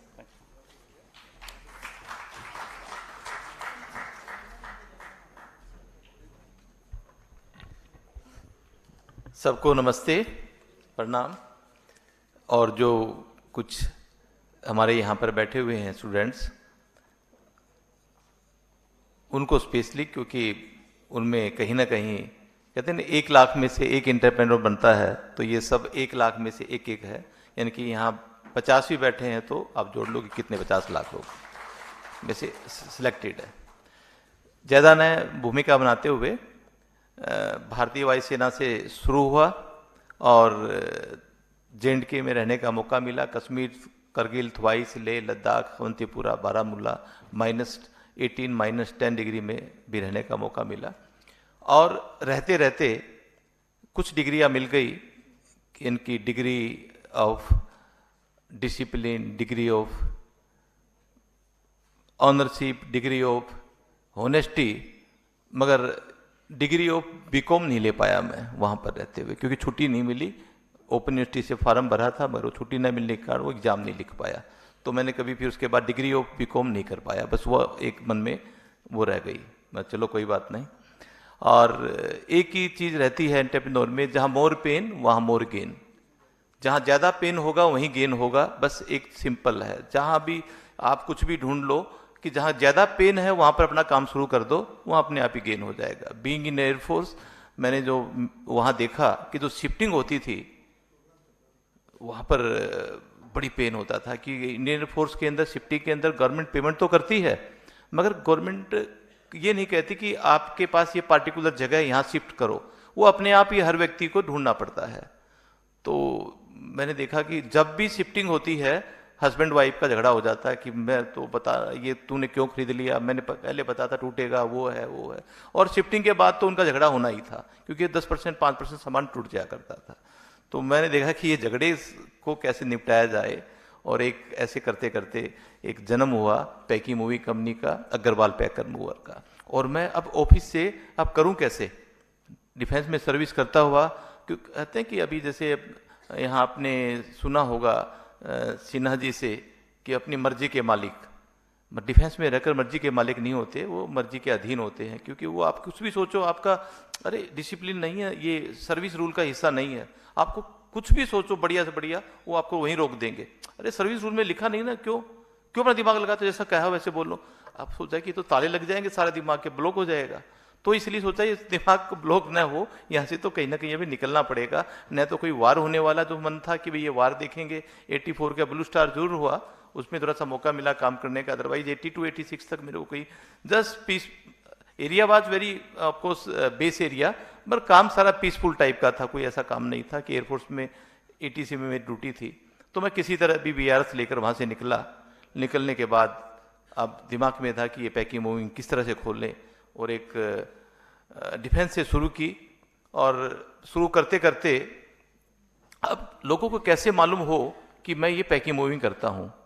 अब उस ज़माने में तो Google का वो था नहीं कि ऐड गूगल दे दो, या कहीं पेपर में ऐड देने के लिए पैसा चाहिए, वो भी नहीं था। तो किसी तरह से भी कैसे भी शाखा होती है हमारी RSS की, तो एक हमारे मुख्य शिक्षक थे TV जय कुमार, तो उसको मैं बोला कि यार कुछ पैसे चाहिएंगे, क्योंकि मेरे को कुछ इस्तार छपाने हैं। ये होते ना लाइक छोटे छोटे 4 पैसे का एक बनता था, तो मैंने 15-20 हज़ार इस्तार छपवाए, 4,000 रुपये उनकी माताजी से मिले। बोला मैं भी वैसे ही फकड़ू, मेरे पास भी कुछ भी नहीं, माँ जरूर दे देगी, और तेरे को बड़ा पसंद करती, तू जाकर मांग ले, मैं कहूँगा तो नहीं देगी। बट उन्हें मैं गया, मांगा, तो 4,000 रुपये मेरे को मिले, इस्तार छपाए। इस्तार से हमने क्या किया कि जो कारें खड़ी रहती है रेलवे स्टेशन के सामने, जैसे दिल्ली और हैदराबाद, उसके वाइपर के ऊपर वो हैंड बिल लगाकर आते थे रात को, और फिर फोन के सामने बैठते थे। कोई फोन आया, घंटी बजते, हम कहा ठहर ठहर, किसी ग्राहक का फोन आएगा, बड़े हिसाब से उठाते, हाँ जी बोलिए। तो उसमें से किसी का कुछ फोन आ जाता था, मगर 2-4 शिफ्टिंग के फोन आने लग गए, और इस तरह से हमने वो काम शुरू किया। 24 दिन में वो 4,000 रुपये हमारी जो आंटी माताजी जो है उनके हमने वापस कर दिए थे कि जी आपका ये उधार। हम 24 दिन में डेट फ्री हो गए, और उसके बाद जो भी कमाया हमारा अपना, फिर 1 office, 2 office, 10 office, 100 office, 150 office, Hindustan का पोर्ट ब्लेयर से लेकर anything in the east, you can say Agartala और सोनसोन, Leh Ladakh and east west and out of world 160 के अंदर प्रेजेंस है, 1500 ट्रक्स हैं, 8,000 पीपल वर्किंग विद अस। ये छोटी सी कहानी है। तो यानी कि एक ही चीज़ कि जहाँ मोर पेन मोर गेन, और अपना, जैसे रुचि जी ने कहा था कि अपना, जब तक अपना नहीं होगा तो आपको ये सेंस आएगी नहीं, हर तरह से अपना। पहला कंसाइनमेंट भी जो मेरे को मिला वो अपने के कारण ही मेरा बुक हुआ। जब मैं उसका सामान देख रहा था, सर्वे कर रहा था, तो हम सामान देखते तो बोलते हाँ फ्रिज, टीवी, इसका टिक करते रहते हैं कि पैकिंग रिक्वायर्ड। कुछ उसके घर में सामान पड़ा हुआ था, पुराने अखबार के पेपर, पुराना गत्ते, कार्टन्स।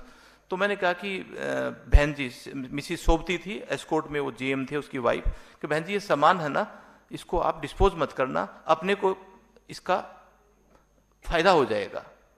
उसने बोला अपने को फायदा हो जाए, क्यों? कि मतलब ये नहीं तो मेरे को मोल लाना पड़ेगा, इसके 100, 200, 500 रुपये में फालतू में चार्ज करूंगा आपके, तो ये अपने को फायदा हो जाएगा। वो मैं ये नहीं कहा कि आपको फायदा हो जाएगा, आपको मैंने अपने में बदल दिया, और वो अपना ऐसा हो गया कि मैं आज यहाँ पर खड़ा हो गया कि ग्राहक अपना है, मैं उसके लिए सोचूं, बस वो रात को सोए मैं जगूं। ग्राहक जो मतलब ग्राहक का पेन यदि हमने we have removed with our brain, तो कोई धंधे में कोई किसी को मार नहीं सकता। एक ही बार 24 घंटे जगते फिरते केवल ये सोचना ग्राहक को कंफर्टेबल कैसे मिले, ग्राहक को कंफर्टेबल कैसे मिले। ड्यूरिंग कोरोना अभी क्या हुआ कि कुछ जो हमारे जो शिफ्टिंग कर रहे थे, तो काफी लोगों के फोन आए कि सब शिफ्टिंग तो कर दो, पर हमारे पास अभी घर ही नहीं है, नौकरी छूट गई, मकान छोड़ना पड़ेगा, because they were paying 80,000 90,000 bit rent, घर छोड़ना पड़ेगा। अब जाए कहाँ? क्योंकि गांव में जाएंगे तो बेइज्जती होगी कि यार इतने सालों से नौकरी कर रहा था, अब वही भागलपुर आकर दोबारा वापस आ गया, तो वहां तो जाना नहीं। तो देन वी स्टार्टेड थिंकिंग, बोला चिंता मत करो, हम एक उसी 7 दिन के अंदर एक नया वर्टिकल खुल गया, दैट्स कॉल्ड होम स्टोरेज। हमने कहा कि आपके इस तरह से हम होम का स्टोरेज करेंगे, क्योंकि और हमने वर्टिकल एक वो बना लिए रैक, और जो 10 रुपीज स्क्वायर फीट का भाड़ा था, ये 8 रैक बनाने के बाद 1 रुपये स्क्वायर फीट का भाड़ा हो गया 8 times.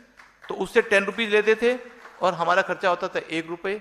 As on today there is 8,000 home storage with have, and 1 lakh की फैसिलिटी हमारी बन रही है। एक नया वर्टिकल खड़ा हो गया, 1 lakh into 4,000 rupees per month, it's going to be 40 crore rupees per month ये देने वाला है एक नया प्रोजेक्ट। अब 8-4 हो गए। तो कहते हैं कि ग्राहक के बारे में सोचो, उसको कैसे बेनिफिट हो, वो कैसे खुश रहे, तो वो ग्राहक आपके सारे वर्टिकल खड़े कर देगा, आपके बारे में वो सोचेगा और आपका वो हो जाएगा। और बच्चों में बड़ा हौसला है।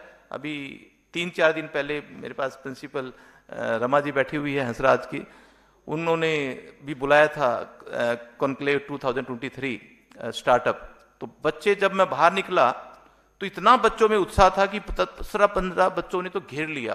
क्या सब भला इतने रातों रात ऐसे एंटरप्रेन्योर नहीं बनते यार, आओ मिलो, कुछ चाय पानी पिलाओ, बातचीत करो, गुरु बनाओ मेरे को, तो मैं तुमको टिप दूंगा।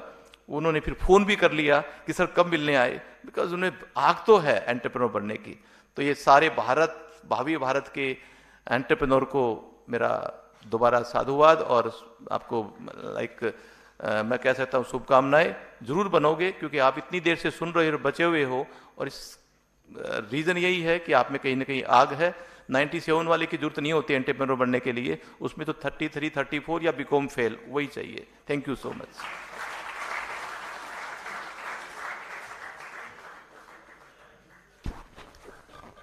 धन्यवाद Ramesh sir. I now request our registrar sir, Vikas Gupta sir, who was the former director and member secretary. Thank you. Thank you so much. Thank you. Thank you, Mitashi. The program, which was to start at 3:30, got delayed due to some unforeseen circumstances. We apologize for delay. About 4 months back, we discussed this scheme with Bharatji. And then our Honorable Vice Chancellor immediately agreed that we should do something different so that we can take forward our students, that they can establish some kind of startups. So this is an idea which came to us from Shri Bharatji, and we are thankful to Shri Bharatji for having faith on us and giving us the confidence that we can start this initiative. We are also thankful to our Honorable Vice Chancellor that how beautifully he explained the today's concept, what we are looking for. What kind of a zeal and enthusiasm we need for establishment of career development center. And the support from the principals, which is only a startup now. Only 20 principals out of 70 colleges we have taken the first step. How they would take forward this MOU and would expand the activities of Samarth Bharat would give us a confidence that we can establish more career development centers in the time to come. I am thankful to the words of wisdom and their experiences which has been shared by the eminent personalities which started with almost nil in their pocket, and how they reached to this level. We came to know that one of our speakers said, "Make me 20 again." We also think, make us 25 again. But our making is different, because at that time there was no phone call. We will not get a phone call, "Where are you? When are you coming home?" So there is a difference for all those things. But then definitely a vision is needed, that where we would like to go further, how we can go further. Then we are also thankful to Shri Yogesh ji for giving us this platform